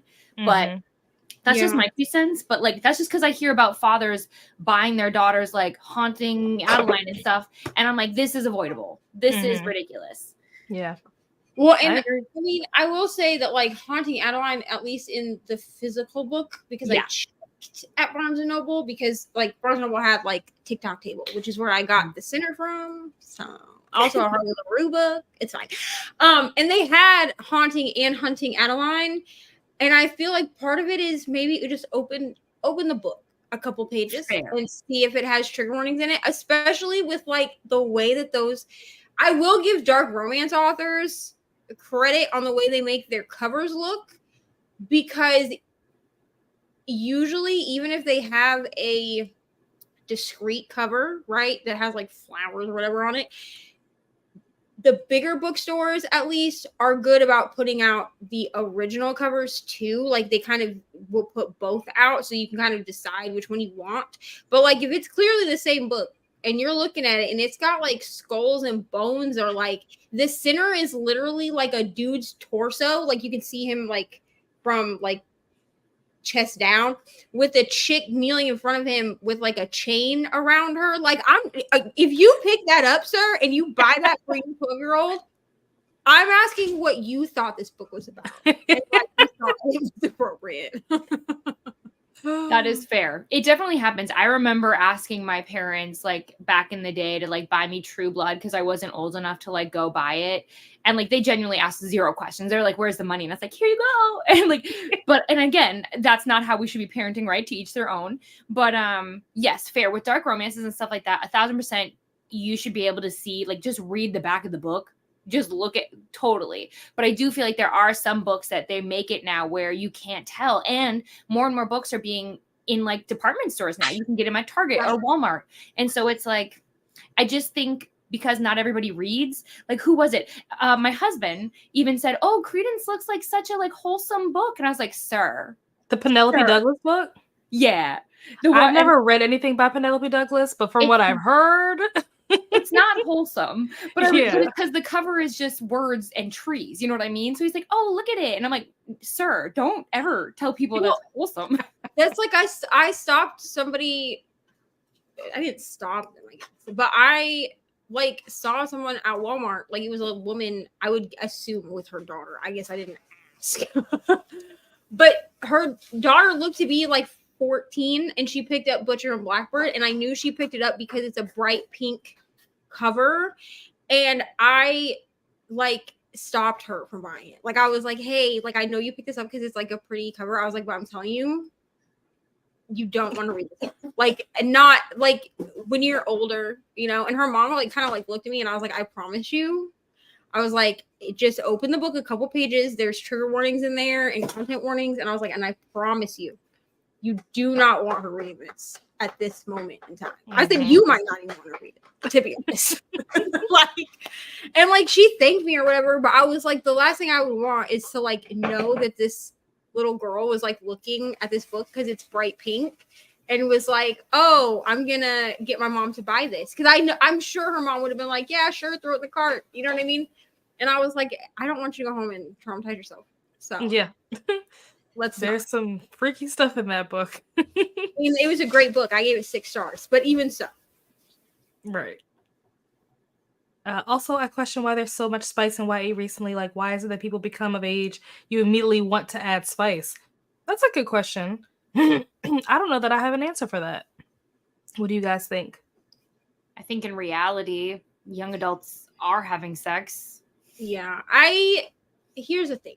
I personally don't want to read a YA book that has sex in it. I tend to skip over it if it's like explicit scenes, just because it makes me a little bit uncomfortable to think about like 16-year-olds having sex.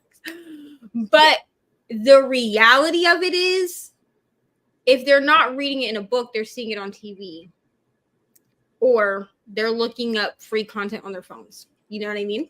So I feel like it's a little bit naive to be like, spice shouldn't be in young adult books when we know that young adults are engaging in sexual activity. Now, I think that we should be responsible with the sexual content, like show that characters are having safe sex and consensual sex, definitely. But I feel like it's a little bit naive and or old-fashioned to assume that your 16-year-old is just not doing it at all. or interested in it. They might not be doing it, but they're probably thinking about it. Right, yeah. That's fair. I mean, personally, I don't typically read YA romance anymore that much, just because like I don't feel a big connection to them because I'm just in such a different place in my life. But it's one of those things though where it's like I don't personally want to read it, but I also just think it is the reality. Like we have like when I think about high school and things like that, it was rare to have people who weren't. You know what I mean? So it was just not that I think we should be encouraging it and whatever, but I do feel like the more we exclude things and we make things like weird and taboo, the more people are like, why? What's going on? So yeah, but I don't that's a great question though. Yeah.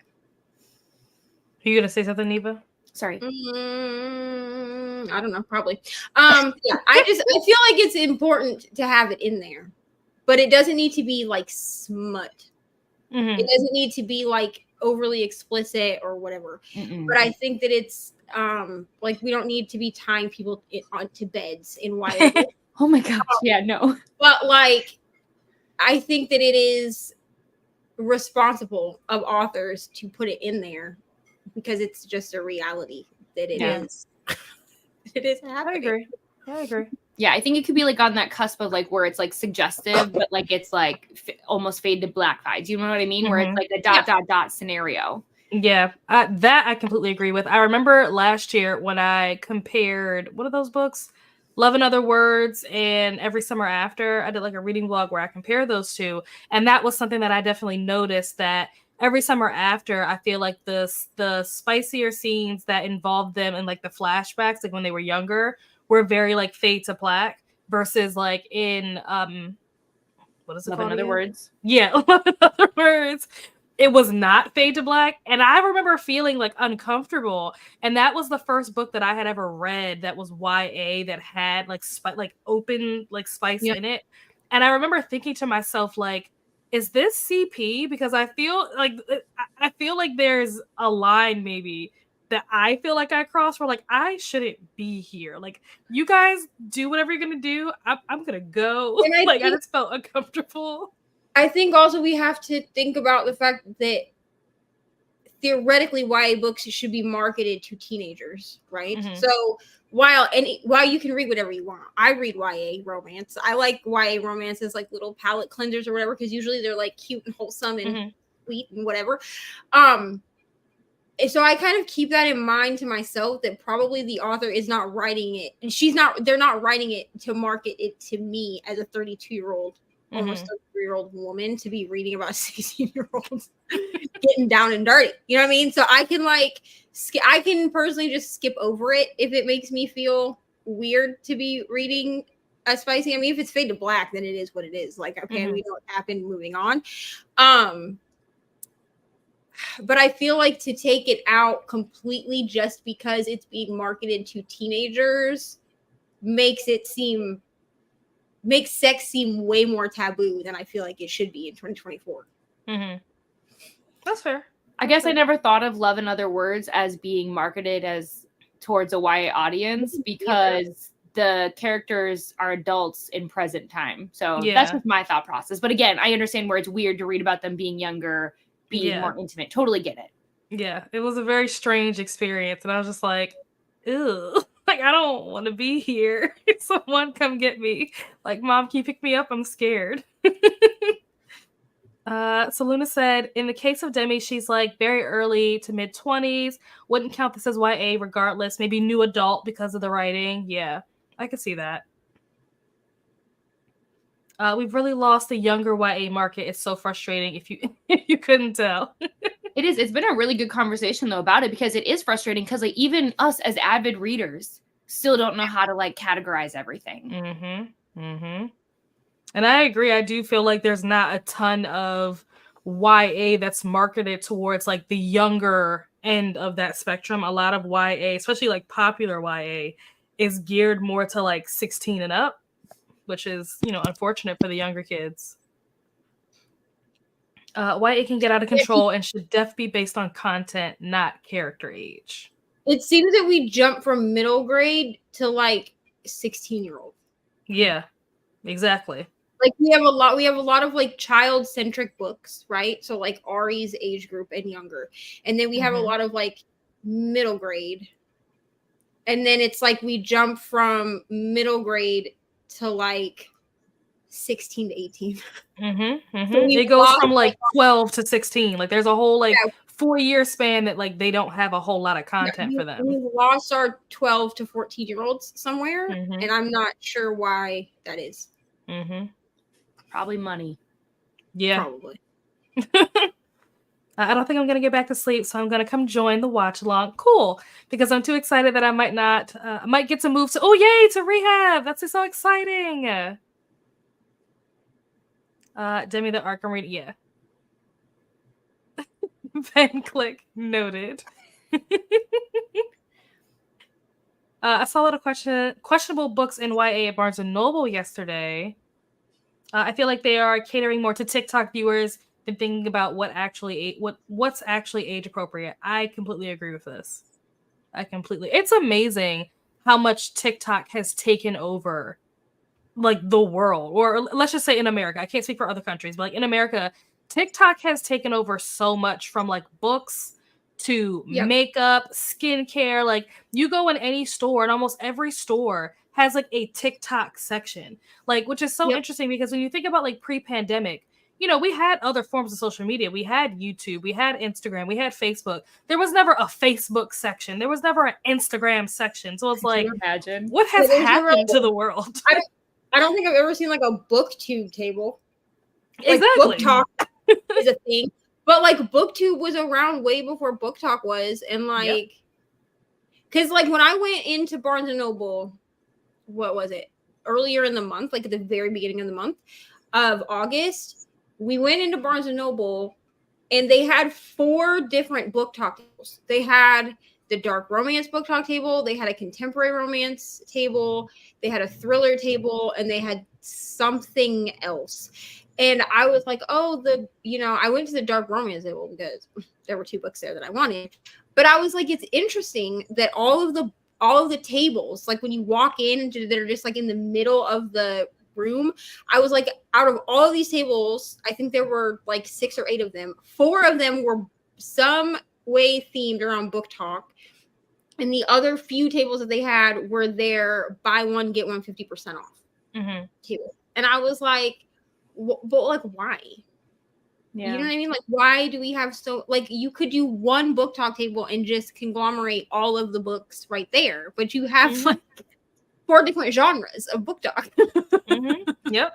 Something that does make me really happy. Oh, sorry, Nell. No, go ahead. Something that does make me really happy though about TikTok, which I wish could have been cross-platformed, obviously, but like I love that indie authors are being more visible in certain capacities, not in all cases, but like I do feel like it gives people the opportunity to market more and not have to spend necessarily quite so much money. And like, you know, we're seeing more indie authors potentially get picked up like by publishers and things like that. So like I love the idea of like people that you would not have seen at bookstores might now be in bookstores, which is so cool. So there's still a long way to go in terms of that, because I know that like bookstores don't necessarily love those things, but like I just feel excited when I see indie authors at bookstores, and I'm like, oh my gosh, like you're here. I never thought I'd see you, because then you don't have to rely just on like Amazon and things like that.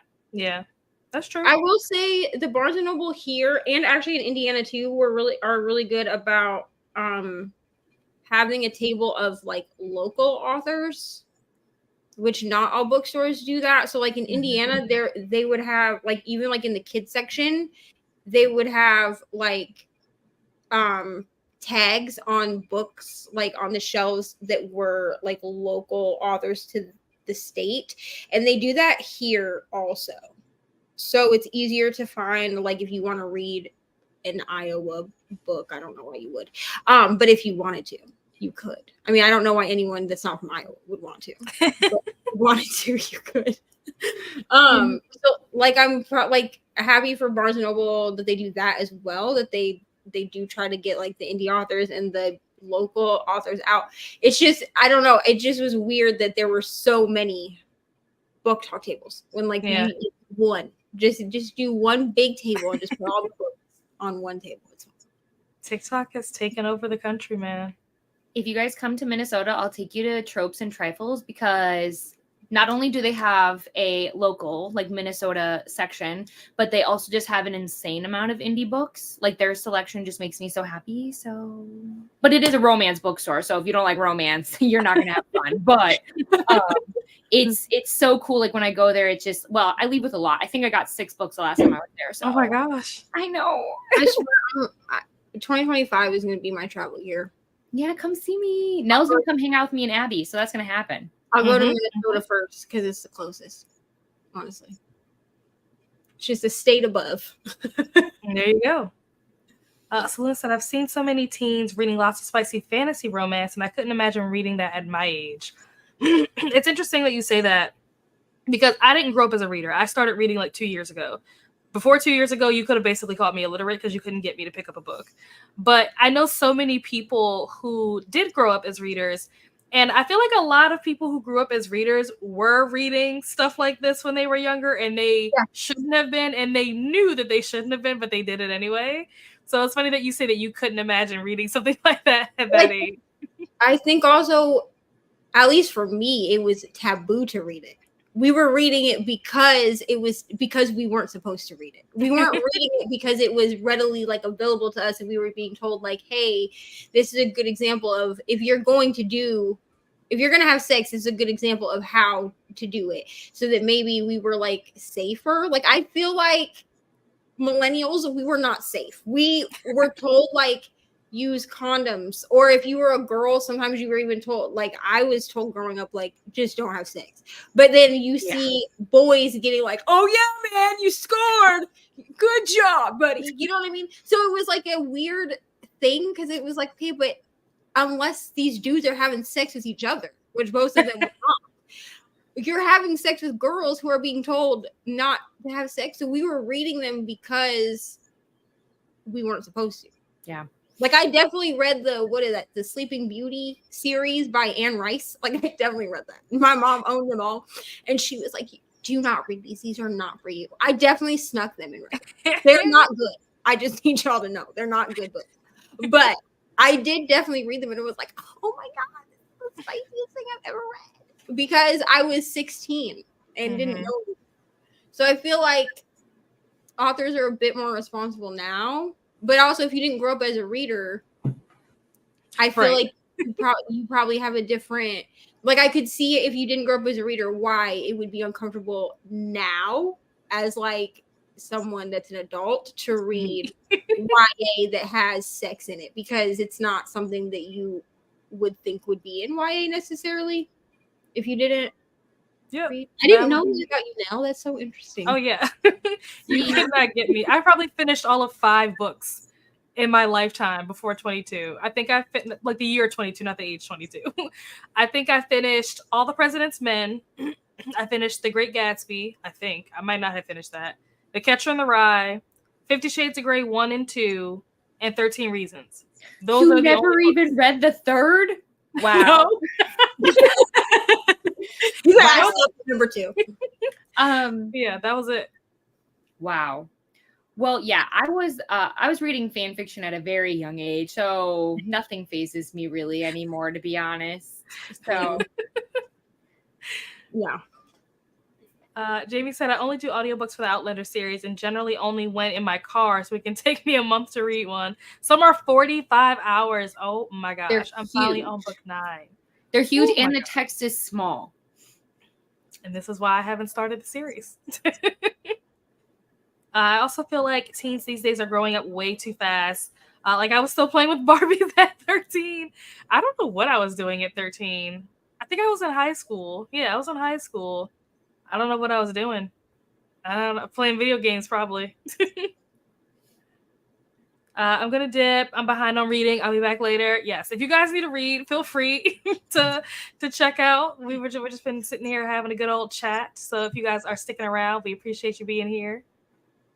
Over here in Australia, you can buy any book, no matter what your age is. Huh? Nice. Well, to be fair, when I said my parents bought me True Blood, I meant the show. You had to be 18 then to buy it. But yeah, books, I'm pretty sure you can just go in and be like, woohoo. Can you imagine like if you were like a bookstore clerk and you saw like some like kid come in and buy like Penelope Douglas or something, you'd be like, I'm calling where's your mom? security. Like, absolutely not. I wouldn't be able to go to sleep at night. Right. Kiddo's cousin tried to tell her she could ask me to get her icebreaker. Yeah. I've seen this argument before where people try and determine whether or not icebreaker is appropriate. And I'm like, I guess it depends on what kind of parent you are. Like, again, to each their own. Mm-hmm, mm-hmm. Yeah, I feel like it depends on what kind of parent you are and how old the person is that you're buying icebreaker for. I mean, me personally, I'm not going to. I mean, if like my almost 16-year-old brother picked up icebreaker, I'd be like, listen, dude, if you're going to read it, like, that's cool, I guess. But like, it's got spice in it. Like, it's not. I mean, it's not the most spicy thing I've ever read, but it's not like it has none in it. You know what I mean? Yeah. Kiddo said, no, my mom is a reader. She knows. The cover over Credence looks so peaceful. I've never read it, but I think it might not be so peaceful. Yeah, I think it takes place like in the woods or something. I think that's sure what does. It sure does. Truthfully, the only Penelope Douglas that I've read is Birthday Girl, and that's because it was like so hyped that I was like, let's read it. And like that book, it's not wholesome, okay, but that book was a wonderful book. Like if Nell, if you wanted to start with Penelope Douglas, I would start with that one. Okay. That's the tamest. But I think that's the only one by her that I've read. I have other ones that are like on my TBR to read, but I don't even know if I want to delve into Credence, because here's the thing. Apparently, I mean, it's not incest. It's like pseudo incest, whatever, right?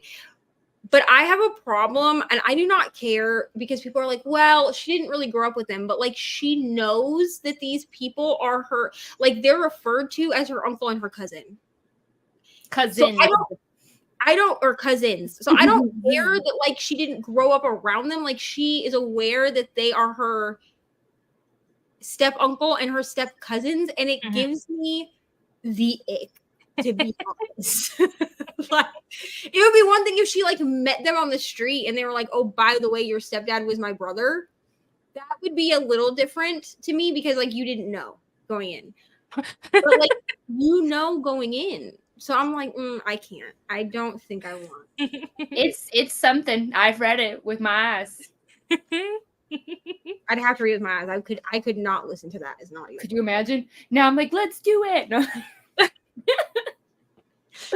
Margaret said the issue is with sellers and marketing. They're trying so hard to get adults to buy YA that they treat it like a genre instead of an age category. They're writing it to 30-year-old women instead of to teens. That could be. I see how that could be a problem. In my opinion, YA books should have sex in them, but not smut, if that makes sense. Some of the best scenes regarding consent have been in YA books. Preach, Neva. It's because as adults, like a lot of us adults, like we're not necessarily reading books for the consent. You know what I'm saying? Especially if you're a dark romance reader, like just throw consent out the window. Like you're a dark romance reader.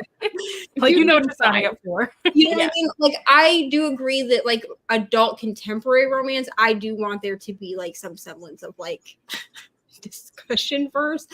Yeah. But if I pick up like a dark romance as an adult, I know that probably it's going to be riddled with triggers, and that's the whole reason I picked it up anyway. Yep. I meant more smut than spite. Yeah, I knew what you meant. Closed door spite. See, I'm okay with closed door. I can do closed door. Open doors where I'm like, okay, let me turn the page. Yeah, I feel like it borders that line where it doesn't need to, where like basically it could have nothing, but then it could have like the impliedness. So somebody else later on mentions Check and Mate by Allie Hazelwood, which again, I think is upper YA. I think it was perfect, where it was like, it had a good job of like real teen life, but then it also didn't make you necessarily feel uncomfortable. There might be some language that people might be offended by, but I'm like, I've heard way, way, way worse talking to my brothers. So let's be for real. But I do think I think there's a line where it's like you can push the door, but you don't have to open it. Do you know what I mean? Yeah, I agree. You can crack the door open without crack the door. Yeah. And then we just leave. We're like, oh, close it. We're like, oh, never mind. This isn't for us. Yeah. You know what I mean? But I also feel like yeah, I feel like there should be like a good mix because there are some people, adults and teenagers, that don't have any interest in sex, right? So they don't want to read it. Like my one of my siblings is like that. I had to tab. They wanted to read Verity, but there is sex in Verity. I mean, unnecessarily, but there is. And so I went through Verity and I tabbed where spicy scenes started and where they ended. And I said, okay, these green tabs is what you're going to skip over. Like, you're just not going to read anything between these green tabs. And they still enjoyed Verity because you can take the sex out of Verity and it's still the same story. But like, they also read Icebreaker not knowing that it had spice in it, even though I was like, why would you not have asked me? And they were like, well, the cover is misleading. And I was like, I suppose, but like, it is also in the adult section. Like, it's not in YA. Like, in every bookstore I've seen anyway. I mean, somewhere could be different. I was like, it is in the adult section. I said, so when you buy a romance book out of the adult section, you should just assume that it has spice in it. It might not. It might be closed door. There's plenty of closed door adult romance. I said, but I assume that there, especially if it's a popular book, that there is spice in it. I think the issue with Icebreaker is that because it was so popular, it was definitely like a end cap table kind of book. So like, it just doesn't even need to be in the adult section. It can just be out. Yeah, that's true. Selena says sometimes it's also just really refreshing to read a cute romance that has fade to black moment or no spice. I agree. As the mom of a teen, I don't want to read YA with spice. Allie Hazelwood did good in that chess book. It wasn't that they are saints, but it also not spicy. That is one of the only other Allie Hazelwood books that I do want to read because I like chess. And I want to give her a second chance, but I don't want to read the other books in the series of Love Theoretically, like those other books. I didn't really like Love Theoretically, so I don't want to read the other ones. But Checkmate, I do want to read that. I do want to read that. I hope you like it. I have it from Libby. I'm gonna read it for Katie. For Katie.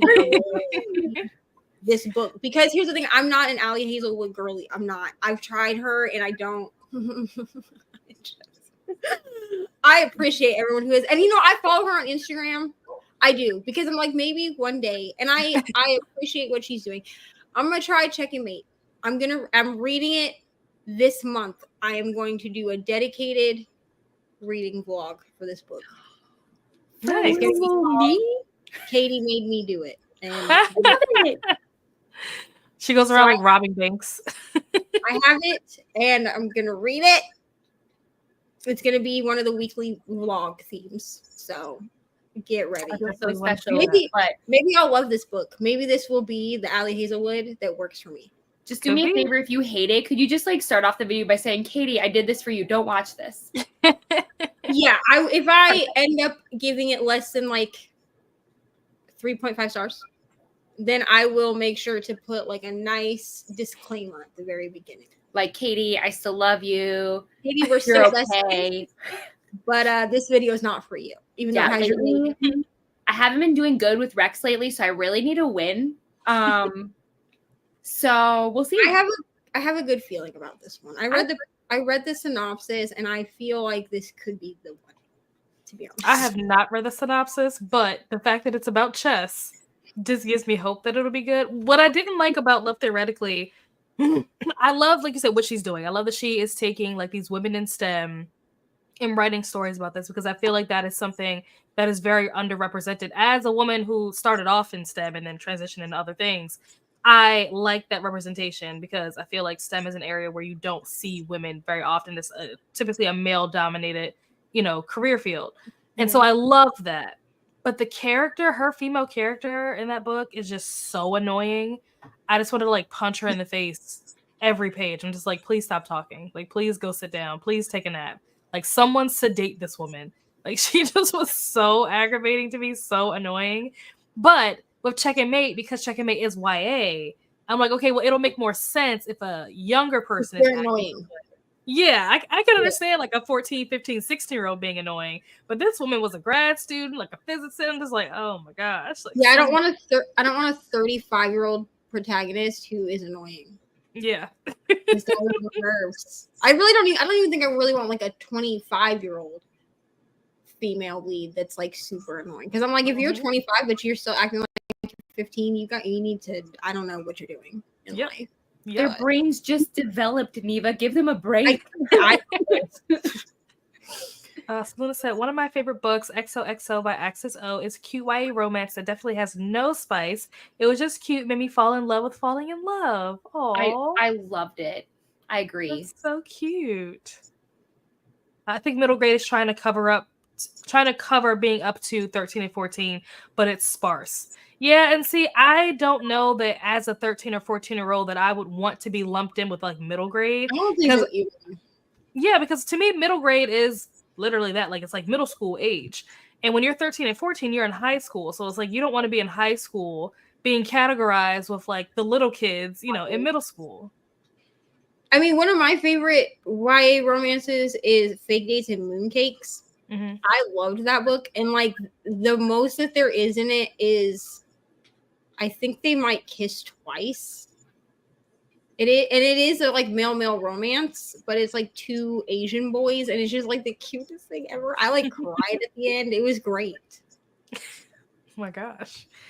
You'd be surprised the number of purity culture talking points being thrown around when it comes to teen and sex in general, but especially when it comes to books. Yep. Well, to me, then it also opens up the conversation, which I'm not going to get on my soapbox because it does make me feel certain types of way. It's also like, I genuinely do not mind if there are books that have no sput, no spice. What I mind is when people call it clean romance. When in just because it insinuates that people who don't read it are dirty. And listen, I own that, to each like I have no shame in it, but it's just the idea of like I'm not dirty because I want to read. Like, you know what I mean? Like just like there's nothing wrong with closed door romance. It can both exist and be good. That's true. True. I personally just refer to them as closed door or open door, or I will say fade to black. But I agree with Katie. It makes me feel weird to refer to closed door or fade to black romance, which are two different things. Because fade to black, at least to me, is more of like, it's very implied that that's what happens. Closed door is very much like, that they're probably having sex, but it's never necessarily super talked about. You know what I mean? But to refer to it as clean romance, I'm like, well, what does that mean? Like, well, we know what it means, and like it's so. I agree with Katie. It makes me feel weird to be like, here's some clean romance recs. No, like it just feels judgmental, where it's like they're implying that like something's wrong with us. And I'm not saying that's what everyone does. Sometimes people just say it because that's what they've heard, it's what they've known, right? So like, I'm not trying to lump everybody into that. It just, I don't like when we shame people for what they enjoy, because reading is an escape.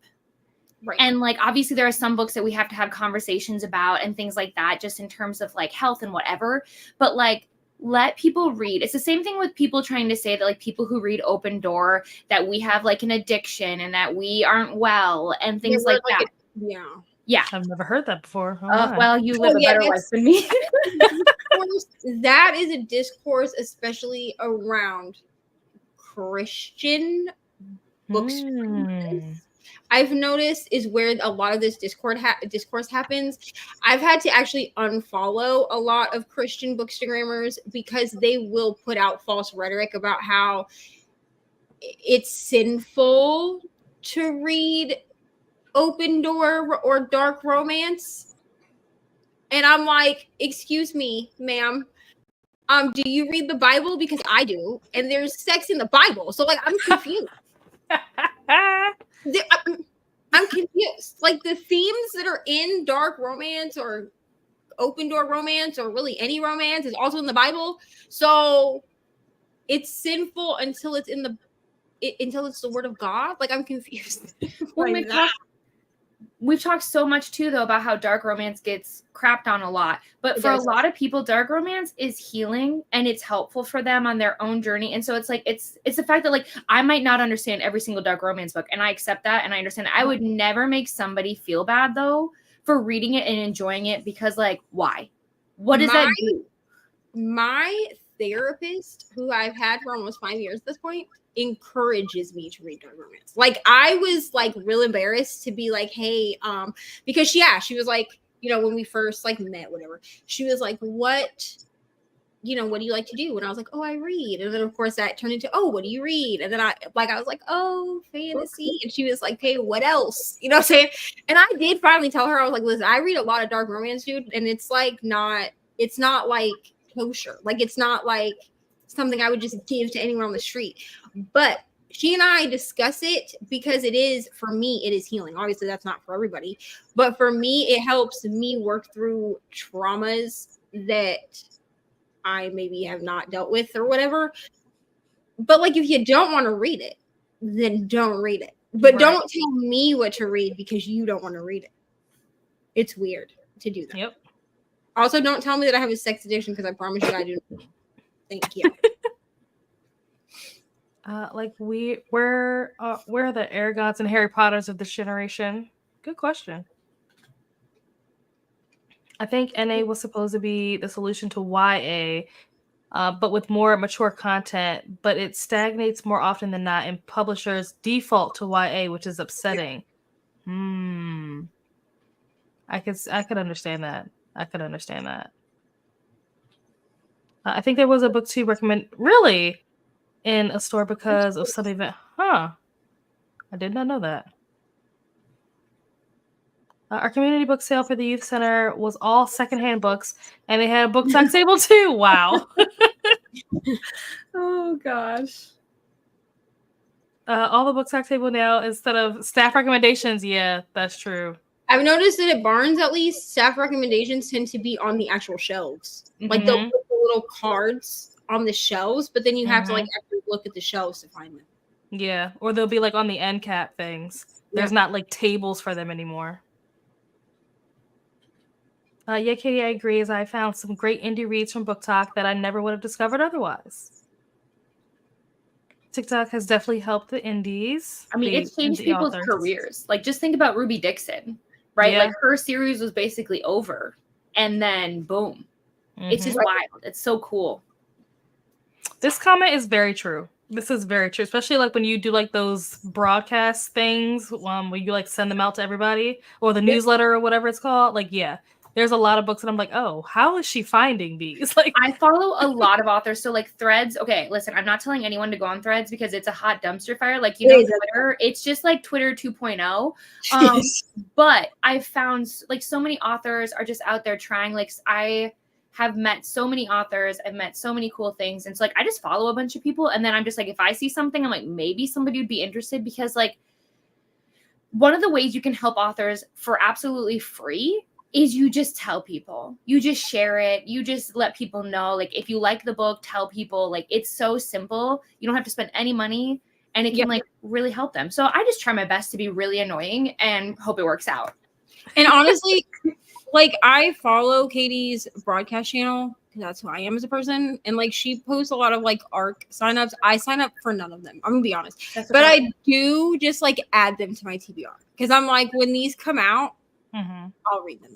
Yeah. Or it's even just like, if you all of a sudden are like, oh, maybe this author would be somebody for me. Like, maybe I could, you know what I mean? Like, I just put the signups in because it's like they close and people are always like, oh, where do people find ARCs? And I'm like, here you go. Right here. Here, sign up. Yeah. Or if something's on NetGalley, I try to be like, here you go. Get your like submission in right now. Go. Being originally from Iowa, I totally agree with Neva. Here's the thing. I've read a lot of books about Iowa from Iowa authors.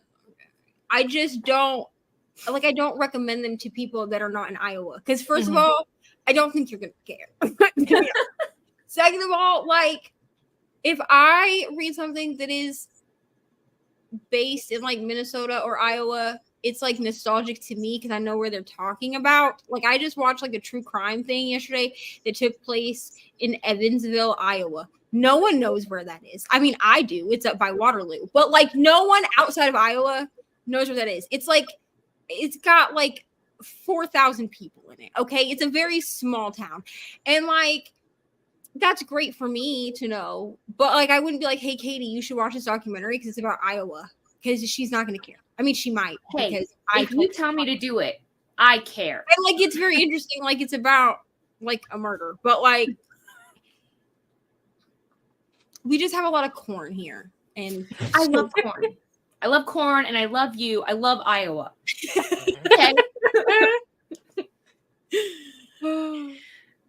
What a name for a bookstore that makes me want to read and eat all day. It's so cute, and I love it so much. I just wish they had a sitting area. They don't, but I'll break them down at some point. We can do it. When I was 12 or 13, all the girls in my class were reading Flowers in the Attic. I also read this. My mom talks about this book all the time. I also read Flowers in the Attic when I was like 12. Oh, wow. And it's not like if Ari asked to read Flowers in the Attic at 12, I'd be like, absolutely not, ma'am. No. My mom had a bag of Harlequin romance books hidden in her closet. Oh boy. Totally sneaking books from every time she went to the grocery store. Yeah, these were what I stole these from my grandma. My grandma would buy them at Walmart back before Walmart was a super Walmart, when it was just regular Walmart. That's what she would buy, and they would be on her thing, and I'd be like, "Oh, grandma, can I read this?" And she'd be like, "Oh no, those are spicy." So I was like 14. Reading Harlequin romance. That's where my smutty romance. The origin story. We were told, oh my gosh, it's literally like Mean Girls. He was like, "Don't have sex." Like people laugh at it, girls, but I'm like, this is literally what we were told. Like as girls, like this is what we were told. Like if you have sex, you will die. If you have sex, you will get pregnant. It only takes one time, which like, yes, it only takes one time, but like theoretically, you're not going to get pregnant the first time. But also like, could you just teach us how to do it safely and not just like freak out about like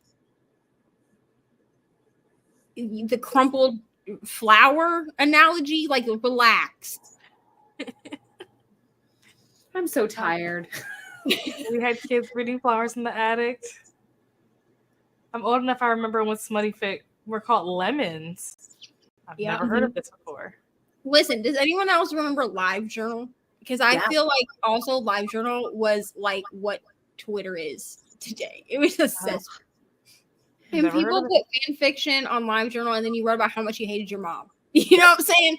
So like we were all reading like Wattpad and Archive of Our Own. Yep. And fanfiction.net. I was on Tumblr. All the things.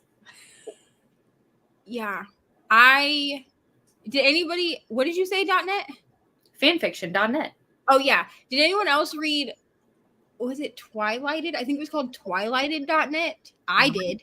No. I wrote Twilight fanfiction. It was all Twilight fanfiction. Like, that's all it was. But they had a section on there that was like cross universes. So you could get like Twilight crossed with Harry Potter. Let's go. Yep. Twilight crossed with Disney. Like it was Twilight crossed with Star Wars. Like it was the weirdest shit. Like I don't know what we were writing in the early 2000s, but listen, we were bored. We couldn't binge TV. We were bored.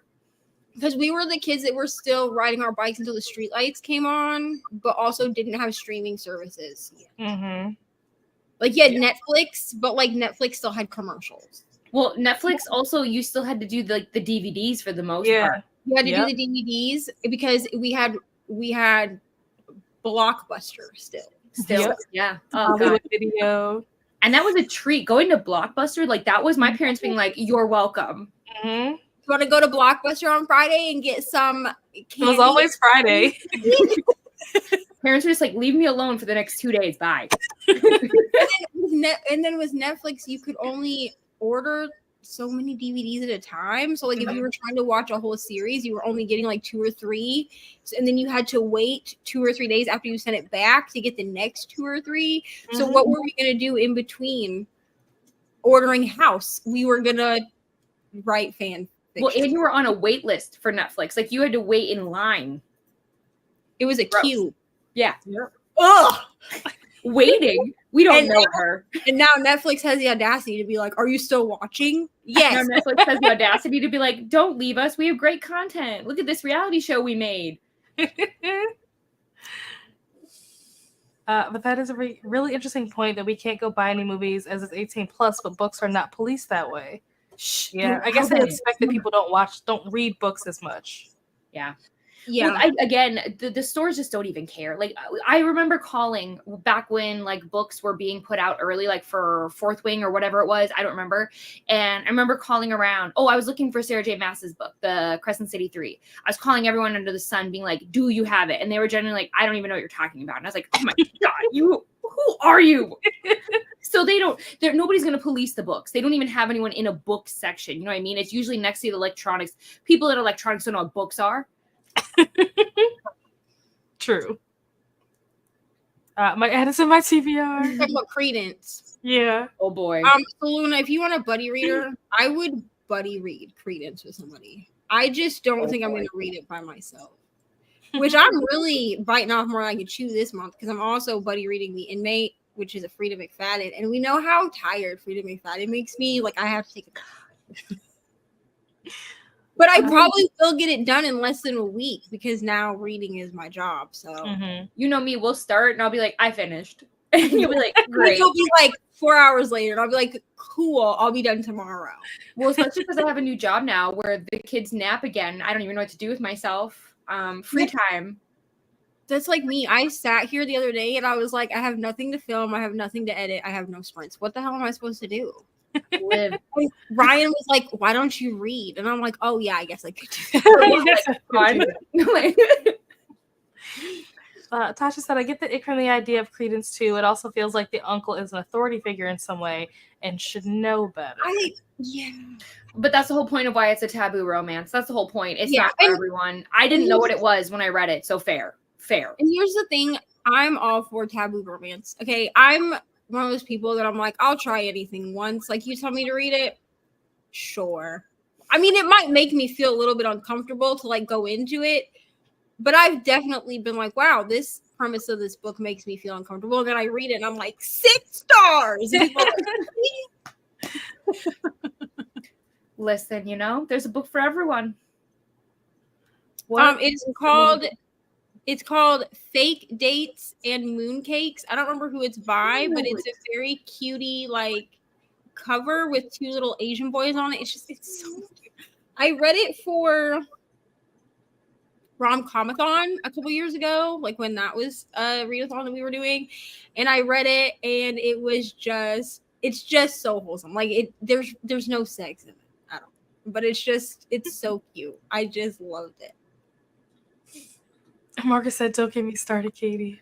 Thank you. I will join you on that soapbox. I feel safe here. I feel seen. These are our people, I mean, I'm always open to a conversation, you know what I mean? Like, I never assume that I know everything, but I try to come from a place of, like, not judging others, and I just would love if people would reciprocate.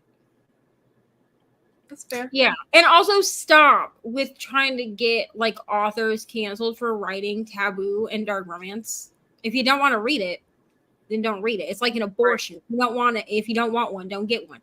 But stop trying to police what other people are doing with their bodies and their eyeballs and their earballs. Thank you. Their earballs. Yes, there is stuff in the Bible. When I was younger, I was a telemarketer for Scholastic and had to call and offer people a free Harry Potter computer game. So some of the Christians act like I was Satan. I could see that, especially like back then, like especially when Harry Potter was first like popping and stuff when we were younger. I could definitely see that because that's the reason why I've never read Harry Potter. Because when I was a kid, when it was coming out, I went to a private school and we weren't allowed to read that kind of stuff because it was witchcraft or whatever. And then once I like got older, I just never felt the desire to go back and read it.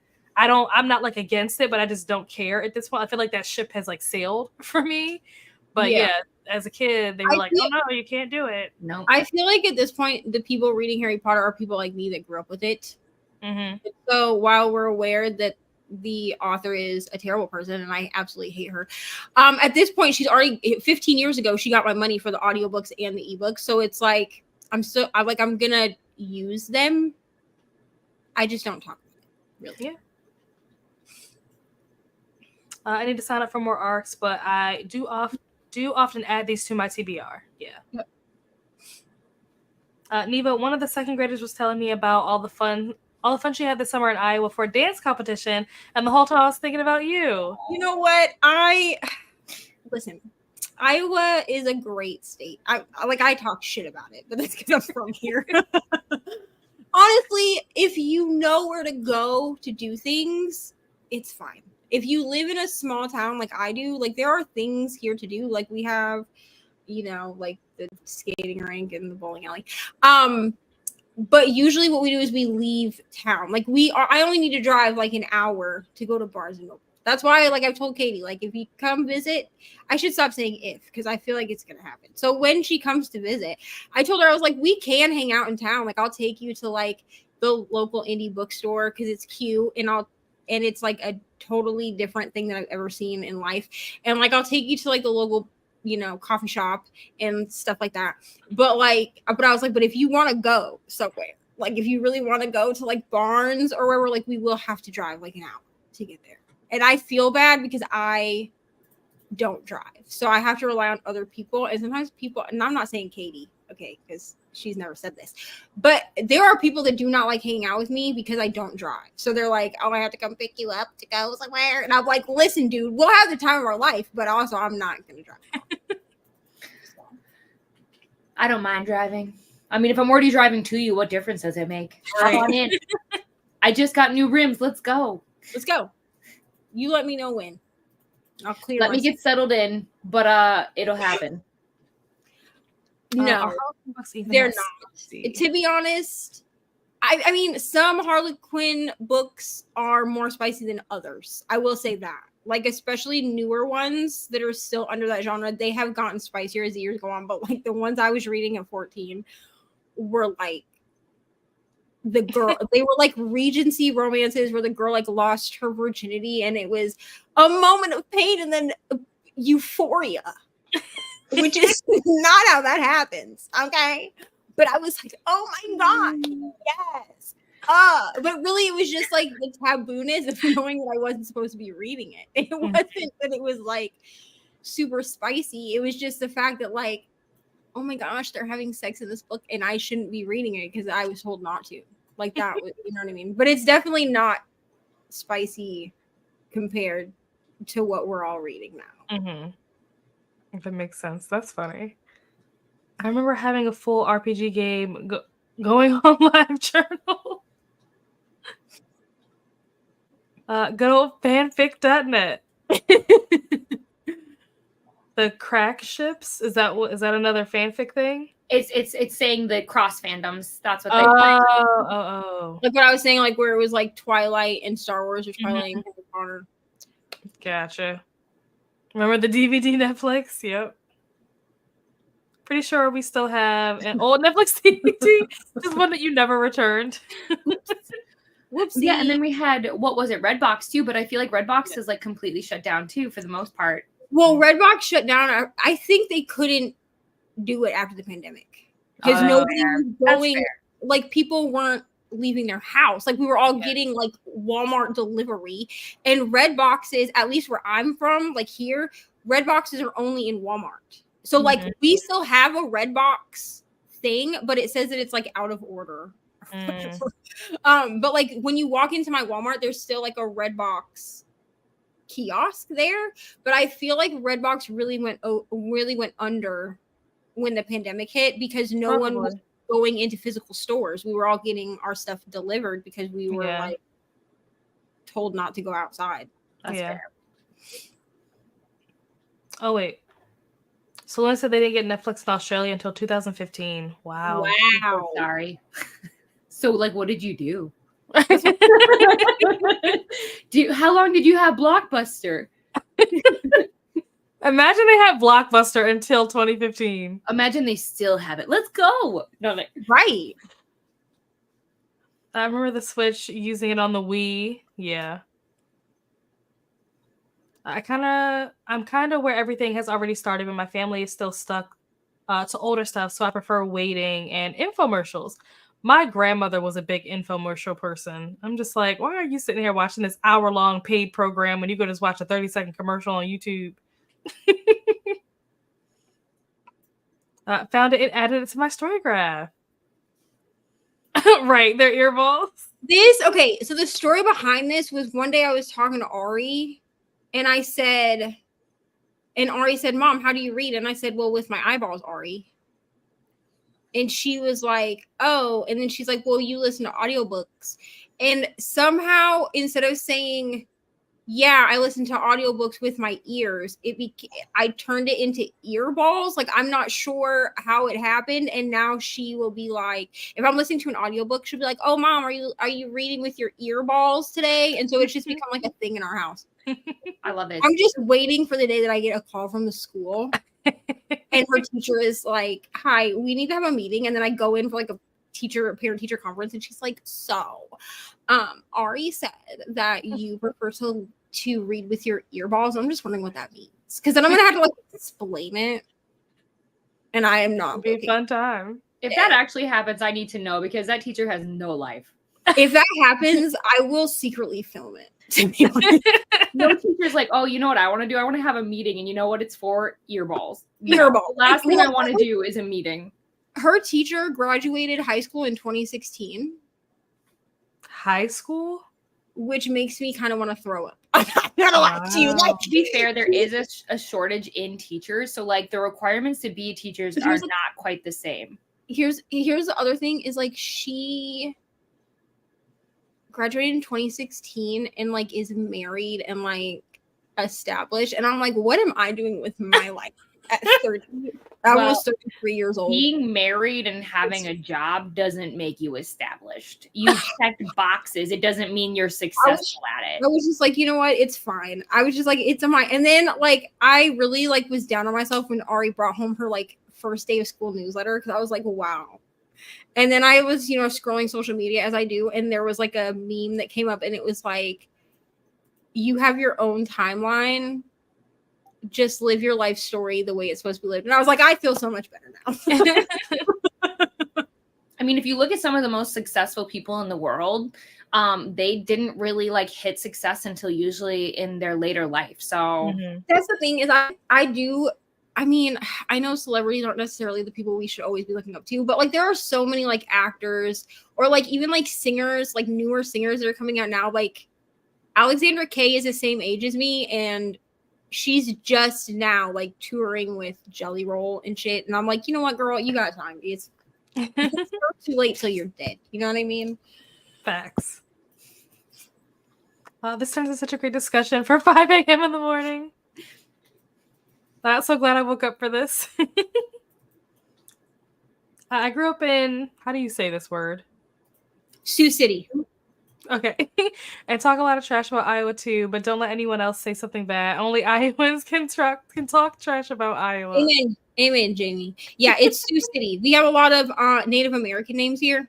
So like I live in a town called, I'm about to dox myself. You ready? I live in a town called Oskaloosa. Oh, I feel like I've heard that word before. Katie. I'm kidding. I already have your address. It's fine. Yeah, Katie's had my address for months. And then like the town 30 miles south of me is Ottumwa. Interesting. The big city that's like an hour away where we would go to like the big city. I call it the big city. It's not. But we would go there to like go to the bookstore and stuff. That's Des Moines. Like there's just a lot. I do know that. There's just a lot of like weird. And then you get thrown something like Iowa City, which is so original, So yeah. But this is Sioux City. We still have a ton of red boxes in Seattle. Oh, wow. We had a few Blockbusters, but the bigger video store here was Video. Is it easy? Interesting. Call them tar balls. Oh, maybe this was the ear. Ear balls too. Yeah, I think. Tar balls. Same. Really? Oh my gosh. I graduated college then. Yeah, I graduated college in 15. Same. Listen, I didn't get my GED, high school diploma, whatever you want to call it, until 2020. But you know what? It's fine. But you did it. Yeah. McDonald's paid for it, and I'm proud of myself. Oh, nice. That's a steal. Yeah. I had to work at McDonald's for 4 years to get them to pay for it, but they paid for it. So hey, look. A free degree is a free degree, okay? Yeah. Hello, Kiana. How are you? I always say I'll be a millionaire when I'm 45. That's still good. Plenty of life left. Well before retirement age, so. Yeah, you're winning. Teach me. Love you, Neva. I'm 31 and still a uni student, no job, no partner, and been in the hospital for 35 days now, but I have traveled the world, so it's not all bad. Wait, Listen, so what happened to Mansion Man? I thought you were with somebody with a mansion. I'm confused. But here, listen, here I am, almost 33. Okay, I live with my dad and my brothers. It's fine. I mean, I have a partner that I've known for 15 years, and we were just too stupid to just like be together 15 years ago. You know what I'm saying? And one day, maybe in the nearish future, there will be wedding bells somewhere. But if not, it's fine. I feel like I've lived a lot of life at this point. So like it is what it is at this point. If there's no wedding, can we just have a party that I can go to? Right. Because I wanna go to a party. Of course. Perfect. I'll message you and Nell. I have some details. Well, I'll also message Rainey because she's in on this too. I'll just add Nell to the chat. Yeah. That we have. We'll discuss. Cool. This comment is funny to me because when we first started the sprints, the first comment that I saw, I've seen Aaliyah in my sprints before, but this is the first time that I've sprinted in my house using like my monitor. So like everything is a lot bigger and I can see things bigger now. And so I can see Aaliyah's picture so much better. And the first comment today that Aaliyah, posted, whatever, that I put up on the screen, in my mind, I mentally zoomed in on the picture and saw this thing. And I was like, that's such a Gen Z thing. And so the fact that you graduated high school in 2019, this all makes so much sense now. Yeah, because all of us millennials do it with like the whole hand. Yes. Because this just doesn't make it. This just doesn't. This is uncomfortable. Ori did this to me the other day, and I was like, "This what is uncomfortable." And she's like, "It's a heart," and I'm like, "This is a heart." Right. Even the Apple emoji does the millennial way. So really, what? There's an Apple. Yeah, on your Apple, like on your iPhone or your iPad. I thought it was this. No, it's the. It is. It's oh! I thought you were saying that it does this. No, not that. No, it I was gonna say what? She was like, "Hold on, we're about to break down, guys. Hold up." Oh man, my old self's right here. Sarah, you're not old. You're experienced. We have, I thought that said Roblox for a second. We have Redbox here in SoCal, and they are outside grocery stores, so they stay open during the pandemic. Oh, that's nice. Yeah, I think a lot of ours are at Walgreens. We had some outside like McDonald's and stuff. So, do you have a page with all the prompts on it? With all of which prompts? Like all of your faction prompts, or all of like just everybody's prompts all together? Because the answer to that is no. All the prompts are separated by faction, so you'll only be able to see the community prompts and your faction prompts in your like team headquarters. So you won't be able to see the prompts that like other teams have. Kind of like for Pick Pongathon, where you couldn't see anybody else's prompts. You can only see your own. Yeah. Oops. Whoa, what just happened? We were kind of dating, but he hasn't really contacted me since I've been in the hospital. Oh no. Yeah, screw him. What the? Yeah. Get out of here, bro. We don't like that. Bye. Yeah. You don't need. Yep. You sure don't. Tell him, Courtney.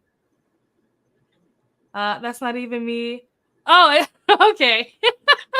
See, my bad. I thought it was like a K-pop star, so I apologize. That's my bad. You guys miss me and Coda tried. Oh yes, were you guys on that sprint when Dee and Coda? I was trying to like explain to them how to do this, and they were like throwing up gang signs trying to figure out how to do it. That was crazy. That was a wild sprint. I do the whole hand thing too because all my siblings are older. Yeah. We couldn't get our minds around the green in our hand. It is wild. That was the best sprint ever. You did read me right, Katie. I do like K-pop. We're besties now. Here we go. Besties. Yes. Listen, I'm a very easy friend. Okay, we find something we connect on. Besties for life. Best friends. with that, we have actually made it to the end of the comments, believe it or not. We did our final sprint like an hour ago, so we've just been hanging out chatting. Do you guys have anything that's coming up that you want to promote? Hi, my name's Katie. I'm part of this readathon called the Mystic Readathon. I don't know if you've heard of it, but I'm Team Vampire for anybody who might not have a team yet. It's the place to be. I'm also in the Goddess Complex Readathon because I love to multitask. I'm terrible at it, but I love to try. I'm Team Persephone. You can hang out with me even more if you would love to do that all month long. I post sometimes. It's there in spirit. I want to post on my channel, but it takes a lot of work, and I juggle too much, and I'm unwell. And I talk a lot, I sprint a lot, and I read, and that's it. I'm about to promote Katie. You ready? So Katie has sprints tomorrow morning, which I know because I signed up to also be on sprints with Katie tomorrow morning. Because I haven't been on sprints with Katie in like since June, I think. What a crime. We got to rectify that. I have a video coming out at 6 p.m. It's the last video that I have with hair. So you're welcome. And it looks ratchet. So don't anyone say anything about the overgrowth of my braids. I'm aware. And I don't I'm aware. But I have my September Wheels of TBR game coming out at 6 p.m. tonight because I managed to get it scheduled for once in my life. There's no week in the life vlog this week because I hated all the footage that I recorded last week. So that's not coming out, but you'll get one next week. And I have sprints on Tuesday on my channel. And I have something else. Oh, a whip and chat will be up on Saturday. Nice. We're bringing them back. No, what about you? Tell the people. What about me? Oh, I'm on team. Oh, no. I was like, what about me? I was like, I just talked about myself for 500 hours. What is happening this week? So the poll is up to vote for my first, well, technically it's not my first book of September. Well, I guess you could call it my first book of September because the book that I'm reading right now technically started in August. So this is my first book of September. Yeah. So the poll is up on my Instagram to vote for that. The book that gets chosen based on the emoji that you guys vote for is going to give bonus points to whatever team that book corresponds to. So you won't know what book it's going to be. You won't know what faction it's going to be. It's all just based on emojis. But I'm doing a reading vlog for it. So you will get to see eventually in the reading vlog what book got voted, what emoji what emoji won, what book it was, and what faction it goes to. So you guys get to see that in a vlog. So go vote for that. You don't have to be a part of the readathon to vote for that. You can just go onto my Instagram story and vote. But if you're not part of the readathon, join us. So why not? The information is down below in the description if you guys would like to join. It's not too late to join. Merch is also still available. So if you guys want to get merch, the lovely merch here. I know Princess was wearing one of the other designs on her sprints earlier today.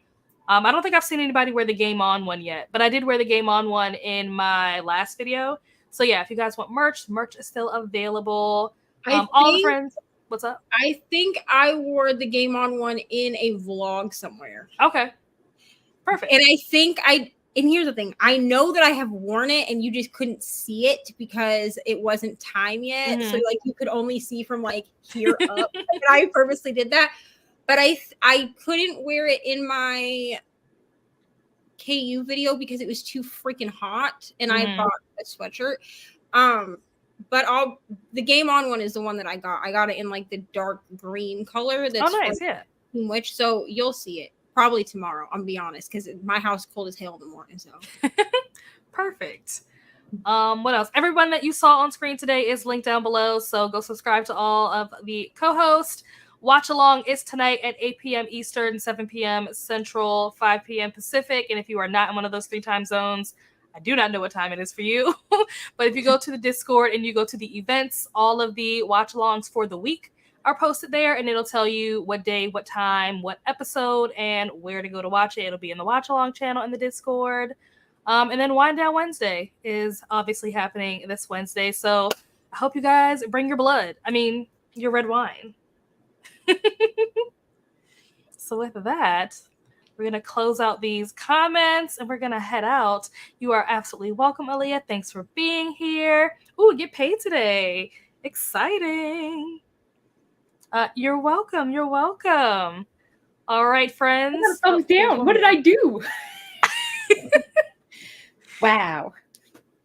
Goodbye, Sarah. How do I get this off the screen? Okay, there we go. All right. I was the Discord thing came in and I was like, I don't want to click on Discord. All right. So I will see you guys somewhere else on the internet. Thank you so much for being here. Sprints tomorrow, more Mystic Readathon sprints happening tomorrow on Katie's channel. I think Nicole might be doing Mystic Readathon sprints later on this evening. I'm not sure, but I think she might be doing sprints at like 6 or 7 o'clock tonight. I can look. Hold on. I have the spreadsheet. Yeah, Nicole will be on at 7 p.m. Eastern time. Perfect. So in about 3 hours, Nicole will be on with more Mystic Readathon sprints. So yeah. I think there's a question though. Oh. Yep, what's up? And Selena, you are very welcome. I hope that everything works out and you're able to get transferred over to the rehab. What's so funny? Look down. Look down. Never mind. Bye. Okay. All right. All right, guys. I will see you guys somewhere else on the internet. Have a lovely day, evening, morning, whatever time it is. And I'll see you guys later. Bye. Oh, wait. The camera's over here. Bye.